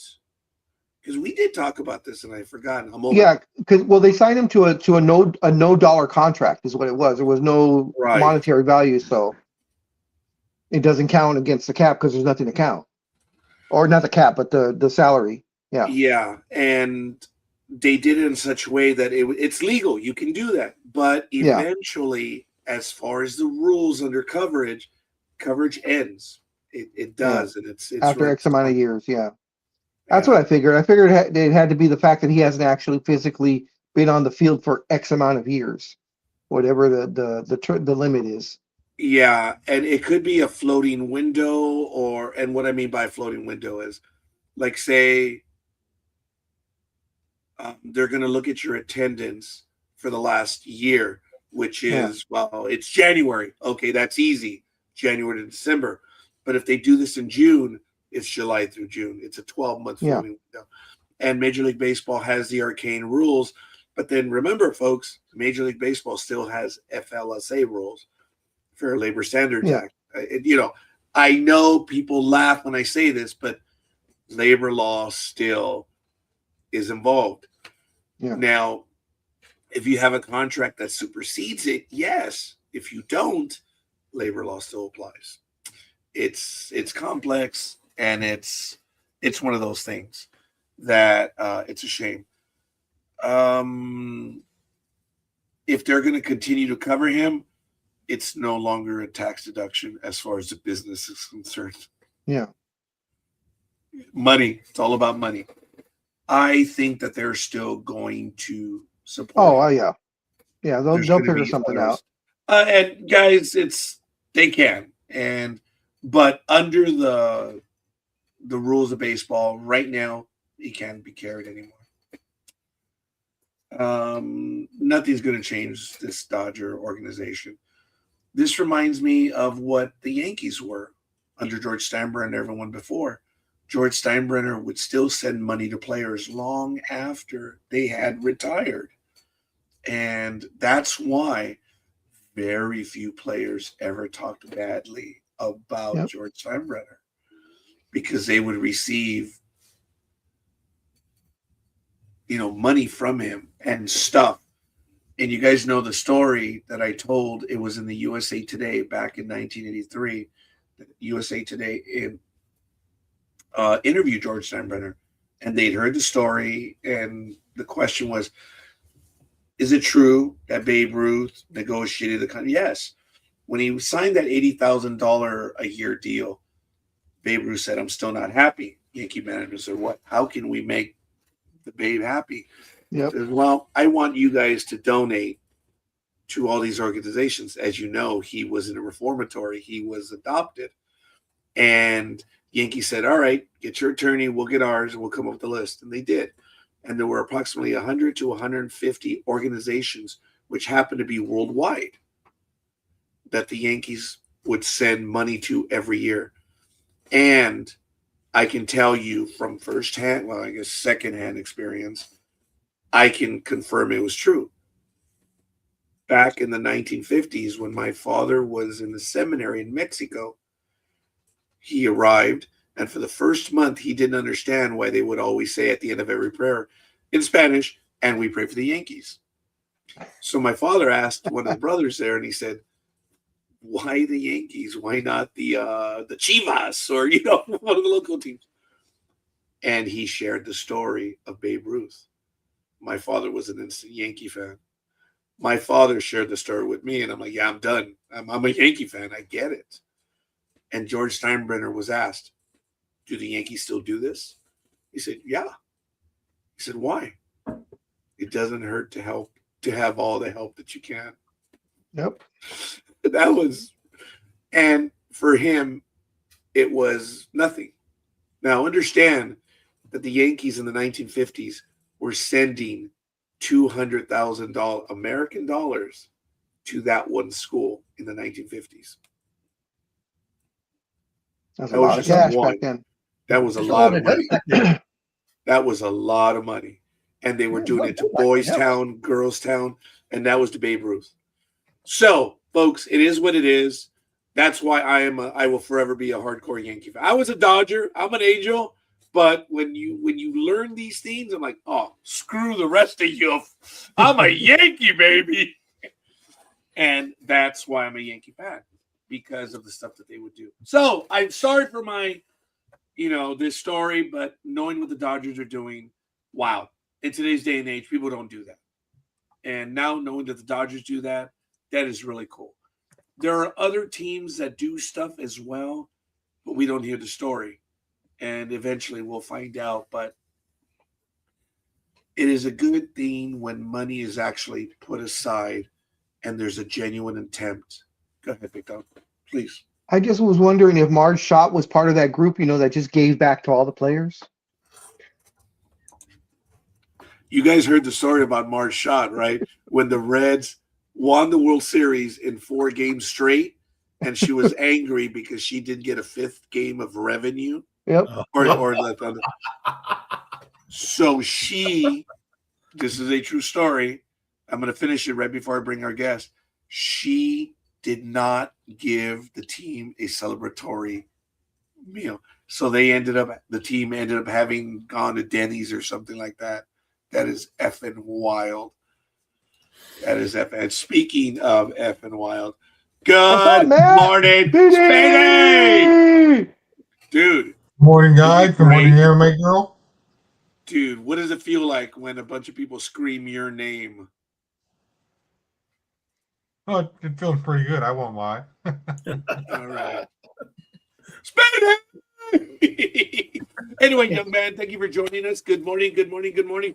Ladies and gentlemen, quick station break. This is Sports Talk with the Guys, home of the Monday Morning Quarterbacks on Saturday at 7:38 a.m., March 7th, 2026. Once again, Terry, you old flirt. Happy birthday. I'd never say that, Terry. I just did. Happy How old birthday, is he now? Terry. Is he in his 80s? He's as old as my mom, or, well, as old as my mother was. Sorry, Freudian slip. I believe he is 87 or 88 now. Oh, wow. And still being the traveling man? Is he still the traveling man? Or is he more stationed in Vegas now? He sent me his documents for the first time ever. So, I don't know. I think he's slowing down a little bit. So, we'll see. 88 years old, and that noodle is still going. And it is a wet noodle, too. I'll have you know. Any other person than Terry, I would have had a joke for that. But yep, any other person. Why do you think I'm like being 87 and a wet noodle? Roger, you not only you didn't give me a grapefruit, man. You threw me a watermelon. Why do you think I did this? I'm like, way to go, stupid. I was like, you haven't. But I respect Terry, so yeah, I'm an Orioles fan, dude. Thank you for joining us, Jorge, and I appreciate that. Now we have an Orioles fan in the house as well. They have a nice stadium. I love their stadium. Yeah, I've been there several times. I love it. Yeah, I lunched there one time when I was with Rite Aid. They would have like a convention, and they would send the merchandisers to the convention center from all. They would pick 3 or 4 of all of us from all over the country, and we'd all descend into Baltimore because they had their convention with all the vendors and such. So were there to set up like the seasonal sections for the whole year. So they built gondolas, and we would set up the Easter, the Christmas, all the different seasons in the store, and then we would be given the rest of the time off. So we'd get there on a we'd get there probably like on a Thursday, or what? No, we'd get there on Tuesday, and we'd start building Wednesday, and usually by Friday afternoon we were done completely with the whole convention center. So the big bosses would say, "Good work. You guys can do whatever you want for the next 3 days. Partake in all the things that we're doing for you guys. The only rule is don't get thrown in jail. We're not gonna." So we would have Friday evening, Saturday, Sunday, and then Monday we'd break everything back down and go home on Tuesday again. So we'd be gone the entire week. But in the meantime, that year we had lunch at Camden Yard, and then the following day we had dinner on the Baltimore Ravens football field, and in the end zone, Sheryl Crow gave a concert for us. Oh, cool! So that was pretty cool. Hell yeah. Speedy. We used to go like every 3rd year. Oh yeah, I remember Big Dog would always say, "Yeah, dude, I get to go to the game again or the stadium." I forget, he would tell me, and I was like, "Yeah, that is cool." Yep. Speedy, you've been to Candlestick Park, right? And then of course the new one in San Francisco. Have you been to both? I don't think I was there during Candlestick. Okay. Yeah, I know. I'm sorry. You were a bit too young for that, and I apologize. I never went to Candlestick Park myself, but I've been to the one in San Francisco. Beautiful stadium. Yeah. The views of the Bay are just incredible. And, I've also been to the Seattle one. Oh, man. Too nice. San Diego also. I have to tell you, when I went to San Diego, I felt uncomfortable because being as girthy as I am, I think I don't fit in those seats anymore. And I was a tad disappointed. I don't know when I'm going back to San Diego. But speaking of that, which is not girthy, I believe Jorge talked about this earlier. Here we go, folks. This is a good one. Check it out. Oh, that's an old-fashioned moonshot. NASA should be paying attention to that. Elon Musk should be paying attention to that. Look, dude, what do you do? Could you see his face? He's like, damn, look. It's like SOB, but it was Otani who belted it. That's an old-fashioned moonshot, dude. It's the one where you just cock back and say, ándale, cabrón, ahí vamos. And look, yeah, they put on a show yesterday. 3 home runs in the victory. And, look, that was a good one by, I believe that was Mr. Suzuki. But the one by Otani was an old-fashioned moonshot. Oh, there's an in-betweener. In between a line drive and a moonshot. But it was good. I didn't love the reaction on the pitcher's face when he's like, "Oh crap!" Right, guys, look at that one. That was a bit of a moonshot. Yeah. The bat flip that used to annoy me as a pitcher. So next time he came up, I'll show you a damn bat flip, you son of a chin music. That's right. Yeah. But the game is completely different nowadays, and it is what it is. Folks, I have no problem with them celebrating, but, this isn't a video game. This is your job.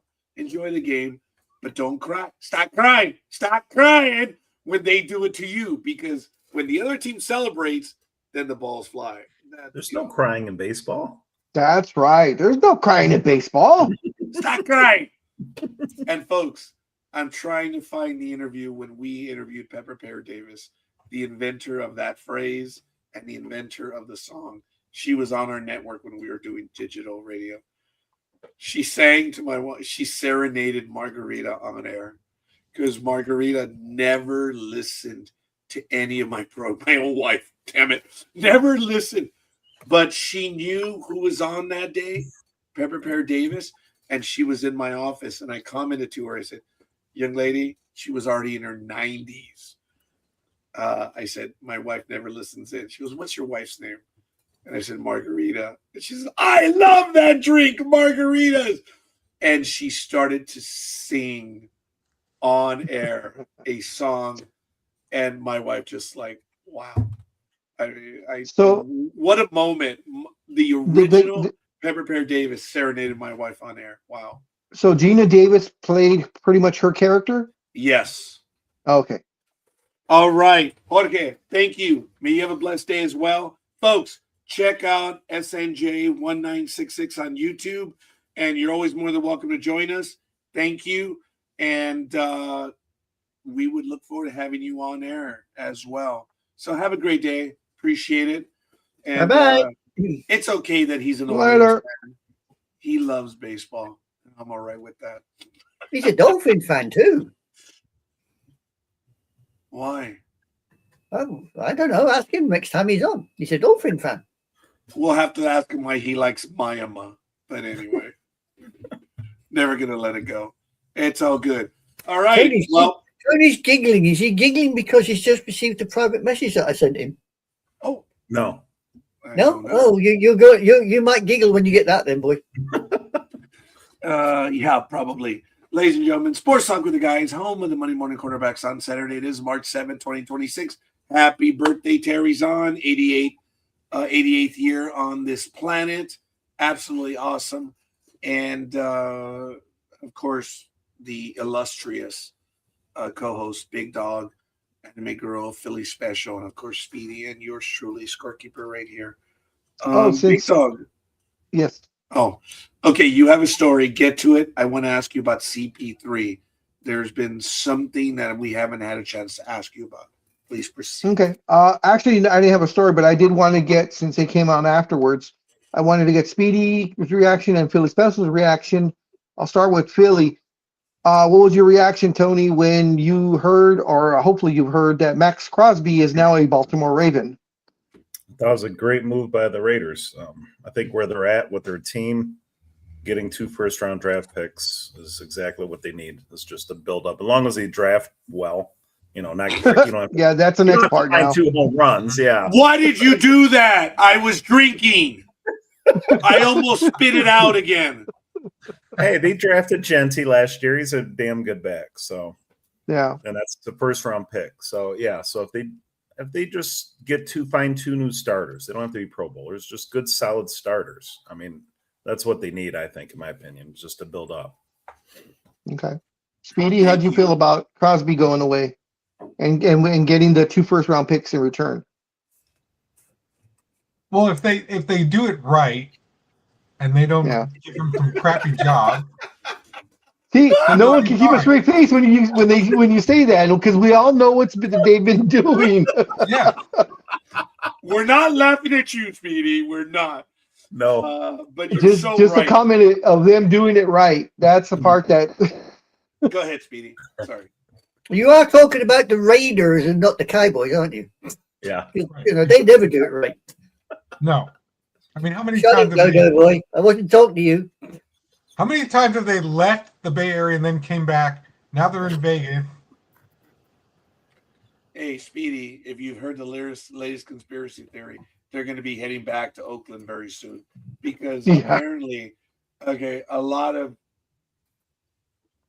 single child syndrome people on the internet have been talking about how bad the deal has been for Vegas.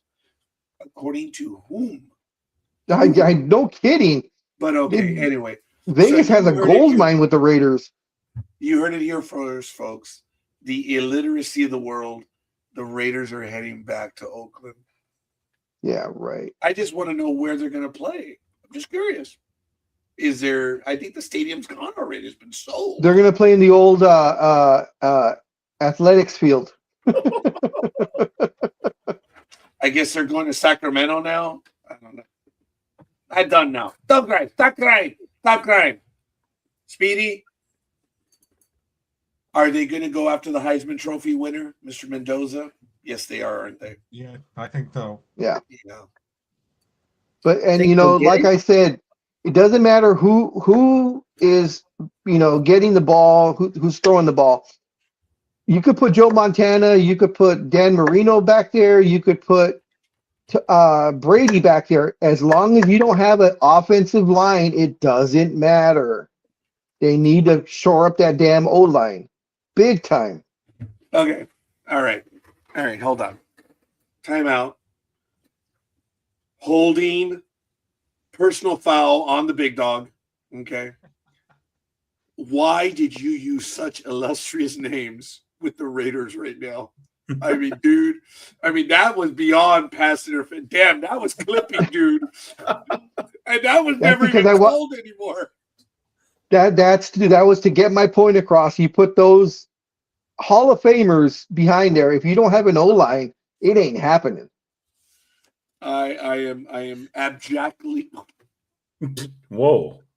objectively disappointed. That was a Yeah, Freudian, whatever. Yeah, whatever. Yeah, I definitely had a whatever. Oh, I for the guess love the of wrong all show that is for this. holy. Yeah. It's been a long tax season, dude. It's been a very long tax season. Oh my God, it's all good in the hood, so they say. Yeah, that's what they say, and we'll see. So what were you going to ask about CP3? All right. I know. Well, you'll correct me, but I thought he wasn't playing this year. And don't give me a dumbass. But yeah, he's gone. This was prior to him being released. Apparently, he hadn't been playing, and the team was like, "That's it. We're done. You're not going to play anyway." So they released him. It has been eluded to me that he said something to management, and that's why they stopped carrying him, because he was being carried all season. And the minute he was released, CP3 did announce his retirement.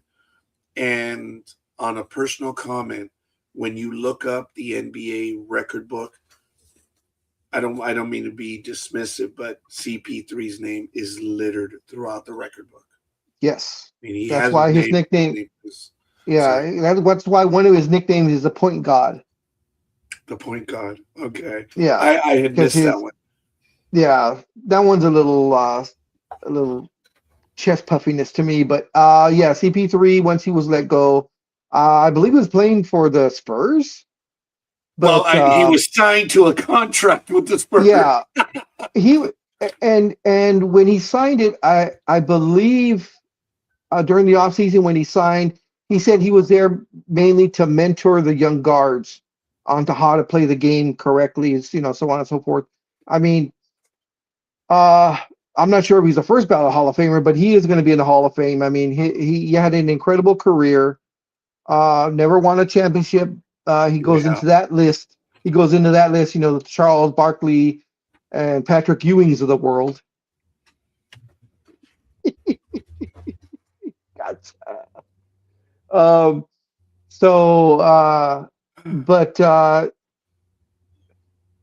How shall I say this nicely? Fuck off. CP3. I'm sorry. Pretty much rubbed you the wrong way. I am sorry. I had nothing else, dude. Because of the Ewings and the theme of the world. Sorry, folks. I do apologize for that. It was funny, but I apologize. Yeah, CP3 rubbed a lot of people the wrong way with his attitude, and so that's why he bounced around a lot. But as you said, he hardly played. I don't even know how many games he played or how many minutes per game he played. It was almost non-existent. I think it was time for him to hang it up. I think he should have hung it up during the off season. But he picked the right team. I mean, the Spurs are up and coming. I believe they're the second best team in the West right now. So I guess one last hurrah. Now the next person that I can't wait for to retire is Russell Westbrook. Although he is performing for the I can't remember if it's the King or the Jazz. I think it's the Jazz. Sure. He's putting up some decent numbers for them for the fact that he's been around that long. but he's the other guy that's been around, I think, a little too long. And it's safe to say he's also gonna be in that list of Hall of Fame players that never got a championship ring. Ladies and gentlemen, But the only thing that CP3 and I have in common about playing too long was when Scorekeeper was still playing co-ed softball, and he had been playing for 2 additional years. And as I famously said, it took me 2 years to realize that I should have retired 2 years before that. That's the only thing CP3 and I will ever have in common. I am definitely not a future Hall of Famer. Oh, yes, you are. You'll go into the Broadcast Hall of Fame. You'll be there, and Lenny will induct you. The only Hall of Fame he'll ever be in is the Chihuahua biting somebody's leg, or possibly probably peeing on it, more likely, because that's all Chihuahuas do. Actually, Anime Girl, if that's the case, I am already there because that's what I do every Saturday morning. So you pee on her leg? No, I'm peeing on some. Oh, yes, Speedy. Yes.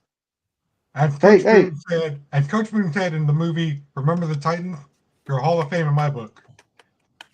Oh, Speedy, thank you. Show your face. Come on. No, I'm just kidding. I wanted to see if you could stay there without laughing at the time. Anyway, folks, you do know that one of the only things that came out of 2025, other than spending time with everyone here, was, I don't think I really made this public, but now that I know it didn't happen, I'm all right with it. I was for a major news I forget which business organization. I had been nominated for a doctorate in my field because I have 38 years in what I've been doing. And that was a hell of a nomination that I would be considered for an honorary doctorate, and one where I would be able to use the title honorary doctorate. And I was like, oh my God, there are some engineers that I would love to shove this into their face. But alas, it didn't come to pass. And I still to this day do not know who recommended me. And I'm honored. I'm blown away by me. it. Okay. Thank you, big dog. Love you, big dog.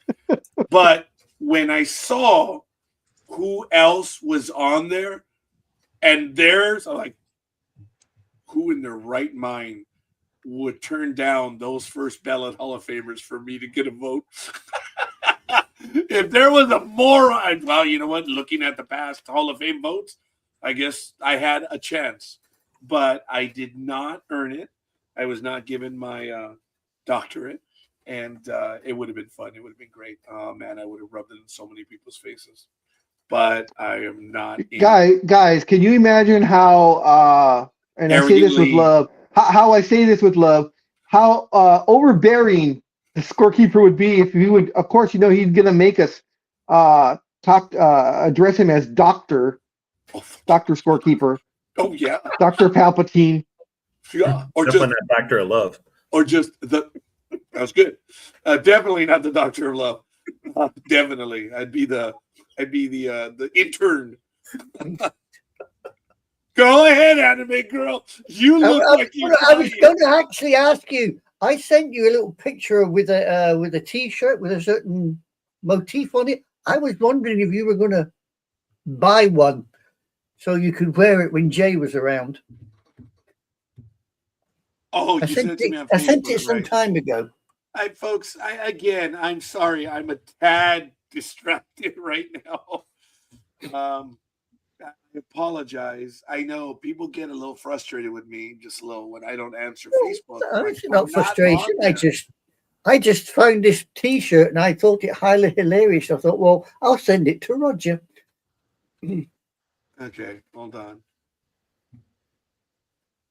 All right, let me see if I can. I mean, I can show the rest if you like. Okay, you did send me this one, and I find it hilarious. Check it out. I've been trying to summon a blank to give all day. So far, I've gotten 6 demons. Opened a portal and brought 2 of my ancestors back to life, but still no F. That was good. I like that one. Thank you. But I don't see the one that you're talking about. So if you want to go ahead and show it, go ahead. We can't be any more offensive than we have been today. Oh, that was not very smart of me. I just laid out a challenge. There you go. Oh, that's funny. Cody, look. That's funny. Trust me, I'm an engineer. Oh my Perfect. God, that is great. Oh, all right. I'm gonna and have it's only 8 pounds. And it's only I'm 8 quid. I'm carrying about quid, 30. sorry. So I'm all right with that. Yeah. I love that. Trust me, I'm an engineer. Anime girl, are quid and pounds the same? Yes. Basically. Thank you, anime Yeah. girl. Yeah. Basically. Yeah. 8 quid, £8. You know. Okay. The time you worry is when somebody says that's 8 guineas. Then you sit there and go, why? Because a guinea is a bit more than a pound. Oh, Uh, that was a pig. I thought dog. guineas were those people that run around in Australia, but okay. No, they're aboriginals, yeah. Bloody fluff it. All I will say is please, camel. All I will say, please, camel. And I hope your arms are too short to reach. Oh my goodness, that's good. Ladies and gentlemen, it is 8:02 a.m. here on the Pacific Coast. This is Sports Talk with the Guys, home of the Monday Morning Quarterbacks on Saturday. I am terribly relieved that the big dog is here, meaning the program can continue long before my passing. I do have to be on my way within about 27, 28 minutes because my first appointment is, alas, not less than an hour. And I did not shower last night. So I have to do that this morning. I mean, when you walk into your office and you're like, did somebody spend the night here? And you're like, oh crap, that's you. Did that possum die? Right. Did the possum die Or did that skunk come in and fart? That's the one you got to worry about. I have not heard that one. Did the skunk come in and fart? I have not heard that. That is funny. I walked in. I'm like, I don't think I left Camilla in. You know, our Frady cat. I'm like, oh, for the love of God. When you realize it's you, it's like, if you can smell yourself, dude. So You know when you do know when it's slightly overpowering. So when you walk in, the animals get up and walk out. Then you know you're in the cart. Big style. Just make sure you watch the important parts. One time, we were my other sister was living at she found a house in Hayward. Oh, hold on, hold that thought. I'll be back. oh my God, it was a real doorbell. Domino's is there. Son of Domino's. that was Bing a bong. real doorbell. Yeah, bing bong. Avon calling. Oh my God. But anyway, all kidding aside, if you guys wish to continue, I mean, obviously, please, because I'm down to, like, as I said, 26, 27 minutes. And I knew it was going to be a short program. I did announce it, but if Big Dog is here, the ship of state will continue unabated. No, because I can't end the show. I've been completely kicked out of everything. That's why it took so long to get on. Yeah, I'm having problems with my Who are tablet. you talking to on that one? I'm curious. Were you talking to Scorekeeper? Were you talking to NTV Media, or the girl that was with you? I'm just curious. No, that's what Speedy's answering his call girl. Yeah, that's what he says. And to think, So Tony, that little PM I sent you, That was you did it. Love You did it. it. That was Just great. a shame we can't put it on screen. I It only know. lasts 21 seconds, but I don't think we can is put it it on. really that bad? Is really? No, it's funny as hell. No, it's Oh, but there. Yeah. Okay. All right. That's cool. I get it it. could come under copyright. I don't know. Oh, Nah. yeah. Yeah. We do have to be careful about the stuff that we do on it. You We can learn the hard way. actually enjoy it without the sound. I can put it on without sound. Would that be okay? I watched it. Yeah. As long as it's without sound, as I did a quick baseball view, keep it as short as possible. Talking about the video image, and let's go. All right, you ready for this? Go. Watch till the end. Okay.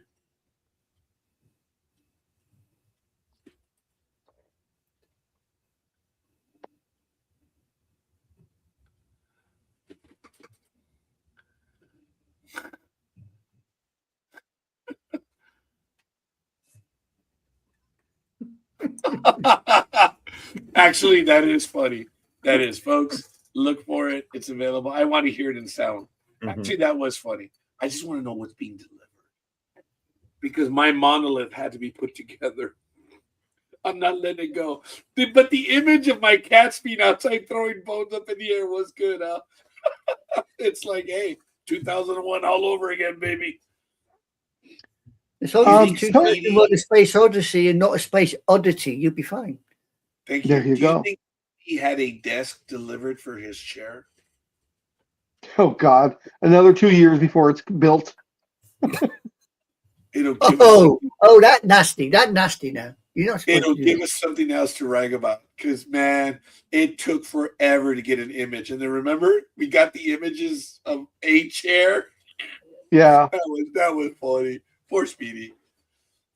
Tony, did Travis retire? Travis Kelce? Did he officially retire, or is that still up in the air? Yeah, no, he has not. Because I watch his podcast, so yeah, it's the funny. Him and his brother, they're gold. Oh, yeah, they had Randy Moss on, and oh, did they? yeah, it was great. That must have been interesting. Yeah, Randy Moss seems like a great guy. Yeah, it was a really good podcast. But no, he mentioned it. Moss said, "Should this be your last year?" and blah blah blah. And Travis was quiet. You know, so he didn't say. I guess it depends if Taylor allows him to retire or not. Right. go Taylor. That's funny. That's good. As the day warms, I'm going to take that damn shower. Oh, Watch the important parts. Well, oh, damn. Thank God Speedy showed up. What happened, dude? What was delivered? You know we were talking shite about you. Was she too expensive? No. Oh, she was affordable. Oh, okay. she was too cheap. You were never going to win that question without thinking it through. Yep. No, that's why I'm avoiding it. But anyway, like I was saying, my sister had got a house. We are not avoiding it. Who is at the door? What was delivered, Speedy? Nurse. A nurse? Are you Private talking about those robots from Japan? You betcha. You got one? Dude, they're like $1,500 and they can do almost everything. You already got one? No. Okay, so what did you get, Speedy? Come on. Talk to me. It's not one of them dolls from China, is it? You know, one of those Oh, those might be size living dolls. God, I think I just lost my life. Anyway, I didn't mean that. I just meant money-wise. Anyway, Speedy, what was delivered? What or who knocked? A nurse. Yeah. With big Your dog. nurse. Your nurse. Oh, okay. So do we need to let you go? Can we witness a shot? No, you. This is not a hospital. As evidenced by the nurse knocking on your door. Why do I have this impression of Speedy bending over his chair with his posterior in the air and some redhead with a rather long needle aiming for it? I mean, big dog, will you stop doing this, please? Okay. Hello, what's up? Just be careful because those penicillin shots hurt a lot.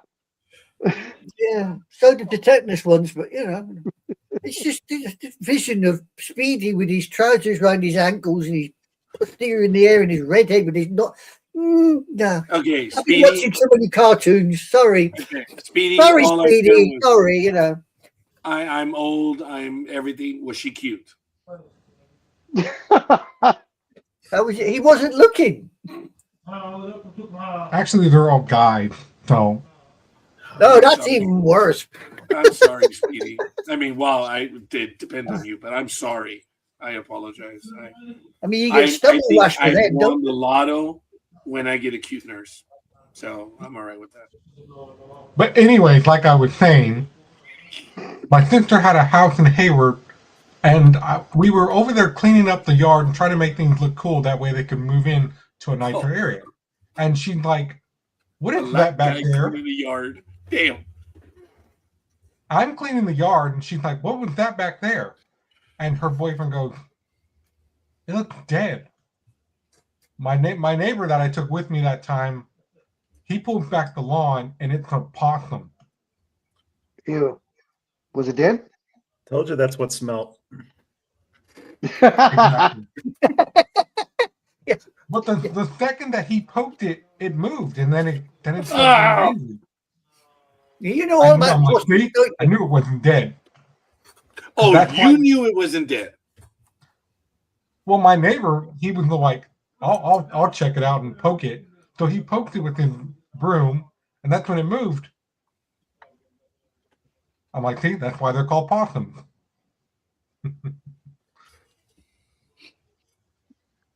But anyway, Big Dog, how did you feel about Ava leaving?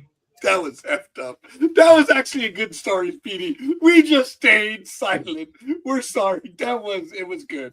I'm so sorry. But so your message behind the story that you were cleaning the thing because your sister was gonna move and you found the dead possum. What are we supposed to learn from that, Speedy? That you're supposed to poke them before you move them? Be careful of your surroundings, is what I'm saying. Oh, got it. 10-4. Go ahead. Proceed, Speedy. So, Big Dog, how do you feel about Ava leaving? And then She was. I mean, I feel that she was only there because she's the daughter of Dwayne Johnson, The Rock. She didn't. I mean, she couldn't do it as a wrestler, so they transitioned her to be a GM, and then her contract was up. She was probably tired of doing it, so she's on to other endeavors, I guess. yeah, I think Robert Stone's a better fit anyways. He knows how to create action, which is what's needed. So, I believe they have a pay-per-view today, don't they? yes, they do. Unfortunately, I will not be watching it because there's a Bobby. I don't know if you ever heard of Bobby Hart, but his promotion is going to be down the street. Oh, So I will be going to that later today because apparently Mickey James will be there too. Maybe I can get an autograph from her. well, that'd be a good one. Yeah. What are you going to have her autograph? His posterior that's going to be up in the air while he's waiting for that shot.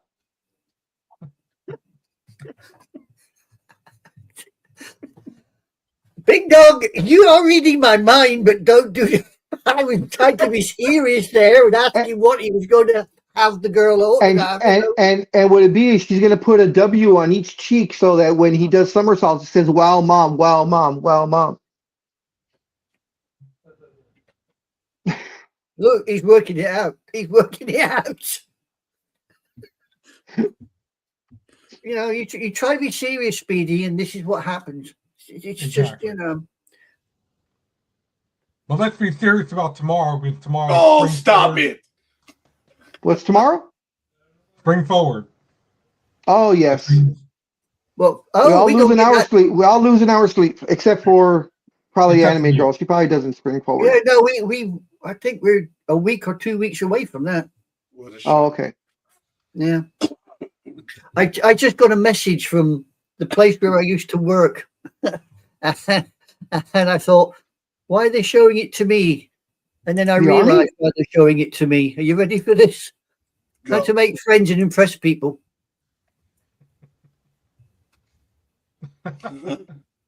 Wow. That's a tank. That's a 60-ton tank transporter.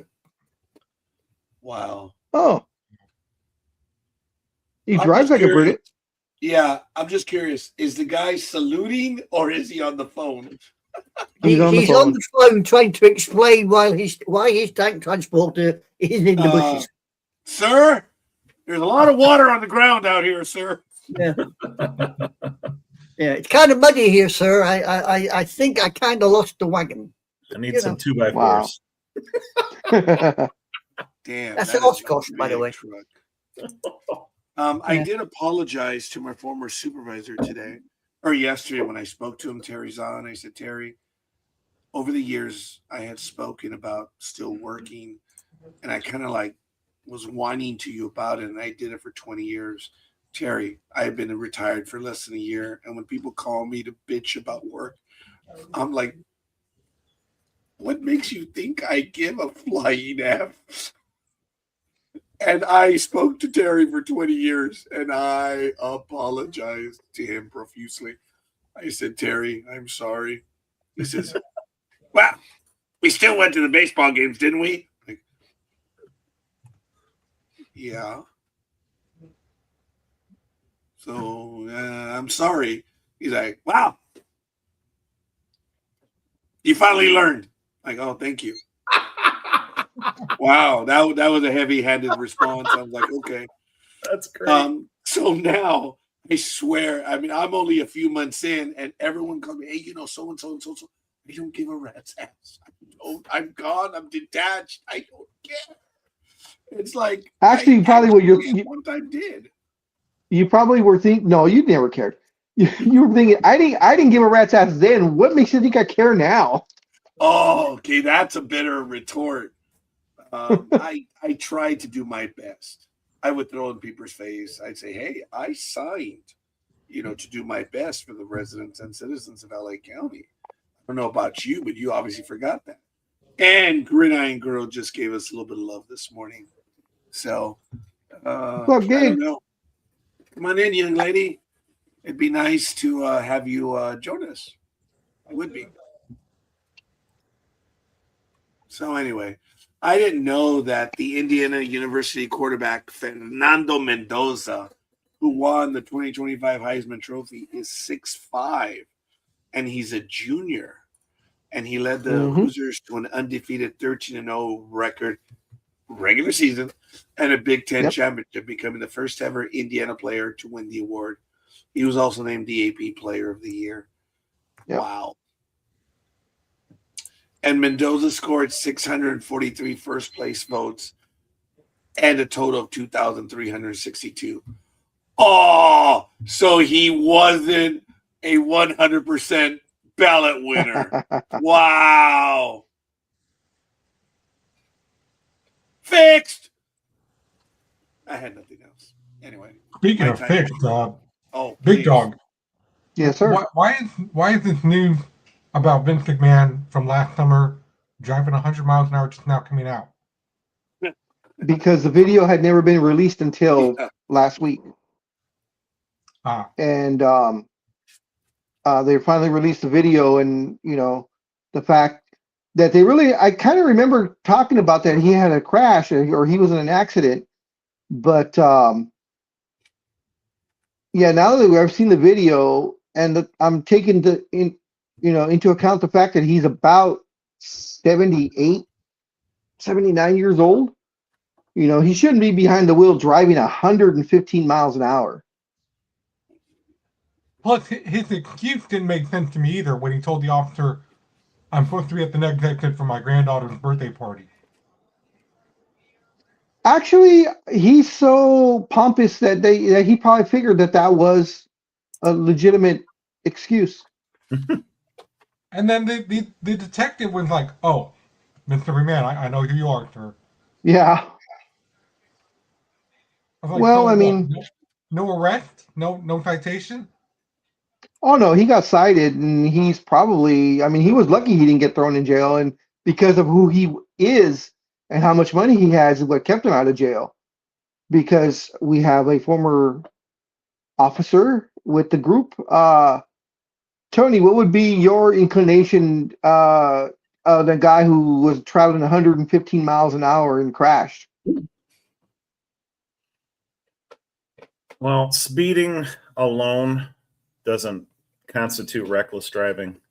If you're going in and out of lanes and speeding, or I don't know, you need another circumstance. You need two circumstances. Okay, I get you. Driving. So if you're just now, did he hit another person? No, I believe I believe it was like a 2-lane highway. Yeah. And I guess on a curve, he couldn't take the curve, and he ended up crashing into like the forest, because it looked like there was a lot of trees around there. So he hit a tree, and the airbags did deploy. You could see the airbags were deployed. So if he injured another person, then it's a different story. But yeah, if he's just driving fast and loses control and gets in an accident, it's just citation. You know, Well, no, Tony? No, that's over what they're here, it saying. would be done for driving with undue care and attention. It was over here. Okay. Speedy. No, they're Besides saying that- speeding, besides being obviously the speed, it would be undue care and attention, possibly dangerous driving. They could They're possibly saying do he for hit- that over here as well. Sorry. They're know. saying he hit another car though. He did. Oh. That's what Oh. they're saying. Oh well, if he hit I don't another car, remember. I don't remember reading about that. Let me see.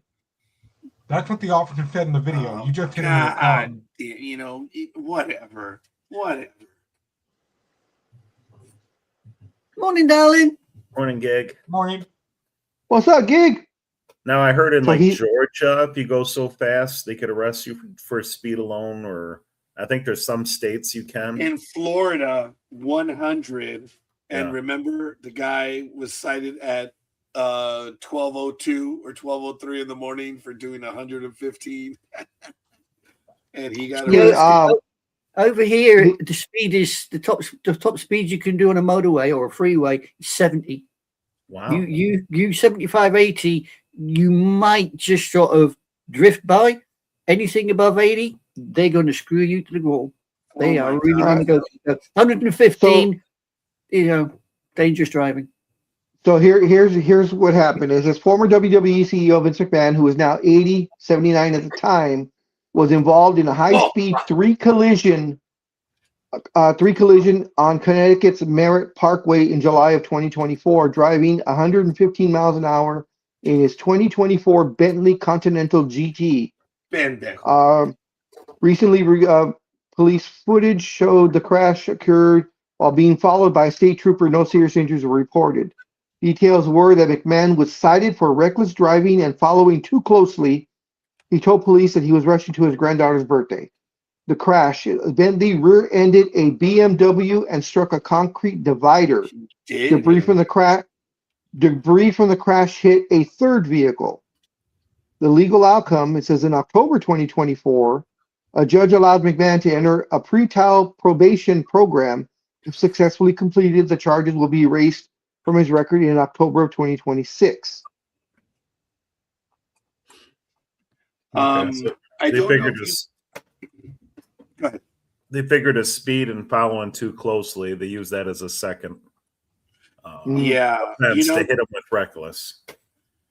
Okay. So he could be there arrested. was a jockey here in Southern California, you know, the ones that ride the horses, that he was drunk, I believe, or lost control of his vehicle. Lucky And Pinkett? I don't remember. It could be Big Dog. Oh, And no, he Shoemaker. It was crashed- Shoemaker. Yeah, was Shoemaker. Yeah. What happened here in California was he lost control of his vehicle and he damaged. I don't know if it was just those white poles on the curb or if it was the actual barricade. But people got angry because he was not cited or something. He was not arrested. And what you were saying, Tony, kind of followed because they said, well, he didn't hurt anyone. No one was there. And he damaged government property. He has to pay for it. But there was nothing else. It was obvious he was driving excessively, but it follows. Big Dog, you remember that one, right? It was Shoemaker. Yeah. That I thought wasn't he drunk at the time also, or drinking? They said they smelled liquor. I thought. Well, there was something about it. People were angry about it, saying, "Oh, you know," and Highway Patrol said, "Nah, we're pretty consistent about this. If you didn't hurt anyone else other than yourself, you know, they just nail them for the fees and stuff. And if you didn't kill anyone, threaten anyone, they kind of limit it. You know, it's like, well, you were stupid, but you didn't endanger anyone else's life," which is amusing because it was on a roadway, but that's neither here nor there. So when you were saying what you were telling me, Tony, I was kind of like, hey, I remember something about that. Yeah. I have a former coworker. Former coworker who was also former Highway Patrol. And he would tell me, he confirmed the theory that I had. If the freeway's doing 80, even if it's doing 90, I know this might royal Tony a little bit, but if the entire freeway is doing 90, he might get in front to just show the flag because they're going a little too fast. But if the freeway's flowing, they're like this, go. go, just keep going. He was after the idiots that were doing the in and out. Yep. Right? You see Tony's nodding. Because those are the morons that cause the accidents. Yep. And his thing was, and again, I'm not going to mention his name, whatever, but he said, the freeways are flowing. Shut up. Don't be a dick. Don't slow it down. Let it go. But he was always looking for that guy that was riding his brakes and or in and out. He says, dude, those are too easy. You just nail those guys. Absolutely. Yeah. I have yet to be nailed. Just kidding. So, I'm sorry. It's been a long time since I got a speeding ticket. Probably at least I've never 10 had or a 15 years. What's that? You both want to be careful because, by the Lords of Cobalt, thank God I have never had a speeding ticket. you know what to say. It's like when you work in the office and you sit there and you say, hey, it's kind of quiet today. Boom. You've just both said you've never had speeding tickets. So guess what's happening tomorrow or next week? You're both going to go out and get nicked. I believe Big Dog has had one. You got I've had way more than one, but they've all been spaced out where it wasn't a regular thing. Speedy. But the last one I got was probably about 15 years ago, and I tried to.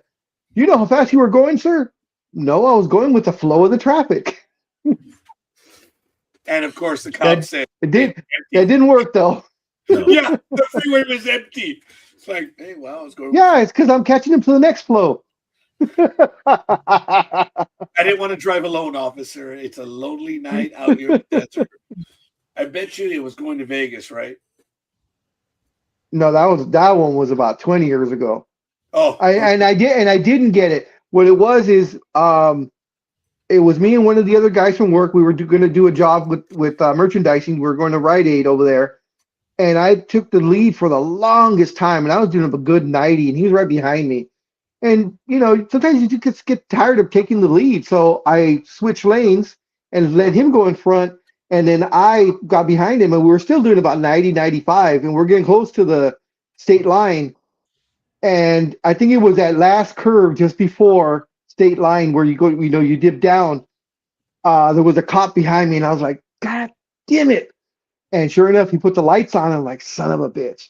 So I pull over to the side, and he goes past me and got my buddy that was in front of me that I had just switched with. Oh, yeah. And he got pulled over because he was the lead guy.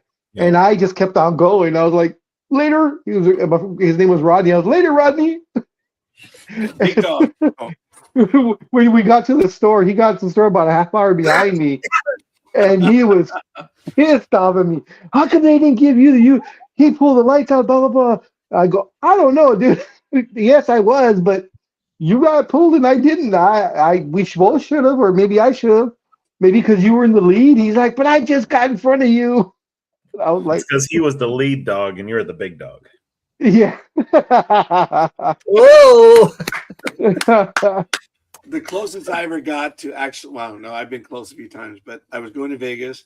It was the first time I'm going to Vegas, and Anthony Paramo, our buddy who had the Ford Probe, the car, the love of my life, he's tired, so he lets me drive his brand new Ford Probe. And I'm like, oh my God, digital instrumentation.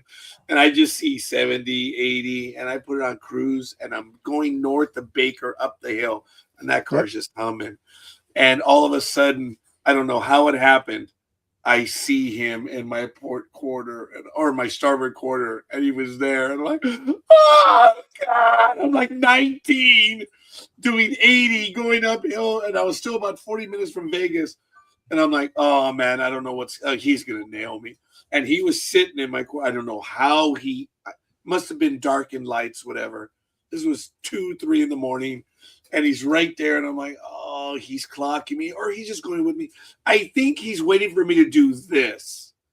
So a tired driver nailed me for that, because he'd been there for a little bit. And all of a sudden, like a Hollywood movie, 2 lights at the bottom of the hill. And they're getting brighter and brighter and brighter. And folks, I'm doing 80 up a hill, and the lights are getting brighter and brighter. And I think the Highway Patrolman was like, oh, what do we have here? And he's just sitting there, and this Mercedes. I'm still going up this hill. It's a 5-mile hill, and those Mercedes, oh my God, was coming up not in lane 1 where I was, not in lane 2 where I was, in lane 3, the truck lane. Oh, so he's coming up the side. He was doing over 100, and he was about to pass us, and then he realized it was a CHP. I Too late. The guy almost lost control of the vehicle, slowing down. Too late. And the lights went on, and they moved over, and I was like, "Bye, thank you, Mr. Mercedes." But dude, I was doing 80 up the hill, and this guy at the bottom of the hill, dude, how fast was he going? He was going in excess of 100. Sure. He caught up to us going up that hill. That was crazy. Big Dog, what do you think? 140, 150 maybe? Probably about at least 120. That's what I was thinking. I mean, that's easy for Mercedes. Oh, yeah. Oh, beautiful bitchin' car. It was a touring sedan. I have never had a speeding ticket in my life, so. Nor have I, Speedy. There you go. So, are you giving up your name, Speedy? You right. Will now be He's going so known fast they can't see him. that was even better, Philly. I thought he was John Cena. Yeah. No, we don't need to do that crap on this show. You didn't see it. You didn't see it.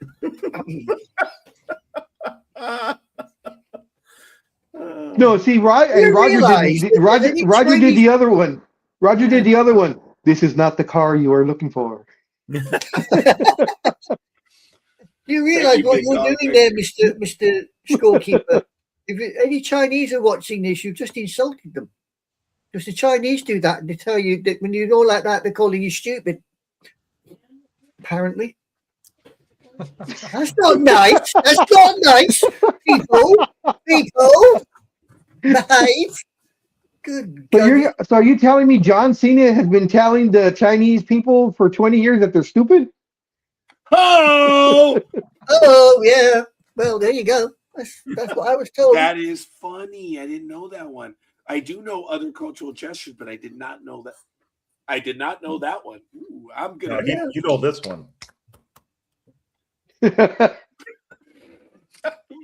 good, Tony. Very good. Oh my God, guys, I love you. I gotta go. Anime Girl, you have the authority to end the program. Then if Big Dog does not, Big Dog, we've got to do the login again for you. I just can't do it for right now. And I got to get going too because Kathy goes into work in about a half hour, so I got to get going too. Okay, well then, are you guys going to continue the program? No.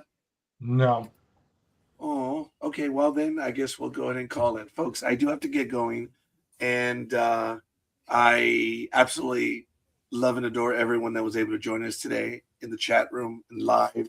Once again, it is a privilege to be able to be doing this, Big Dog, in our 18th year, dude. Yep. Wow. This is, and Speedy, I'm sorry, Speedy, you've been doing this with us almost for the full 18 years. And folks, as I've said, Speedy was on Blog Talk Radio an entire year and a half before we were.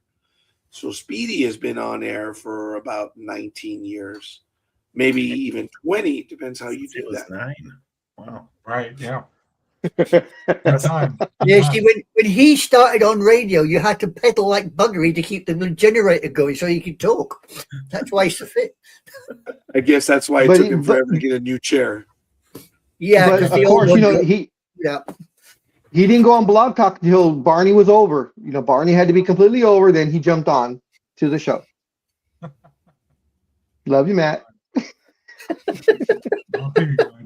He don't like you no more. I'll see you guys. He loves us. All right. We're a happy family. Not after this. Ladies and gentlemen, from on behalf of everyone, Anime Girl. Well, I'm gonna let everyone say their own goodbye for right now, and then I'm gonna call it. But I'm the scorekeeper. You're tired of me. Let's see what they do better than I do for the exit. I'm out. Peace. Later, everyone. Way out. Don't forget to set your clocks forward 1 hour. Oh, Yeah. damn. Philly's gone. All right. Yeah. Speedy. Yeah, he bailed. He gone. Yeah, I'll be sure to send Big Dog the picture of Mickey James if I get it tonight. Yeah, please do. That'd be cool. All right. Good See ya. luck. Good luck in getting it. Hopefully she won't be expensive to get. Yeah. Oh, Yeah, that too. Yeah. Have fun tonight, All right. All right, guys. man. We'll Take see you care, guys. everyone. Be safe. Peace. adios. Fucking dogs.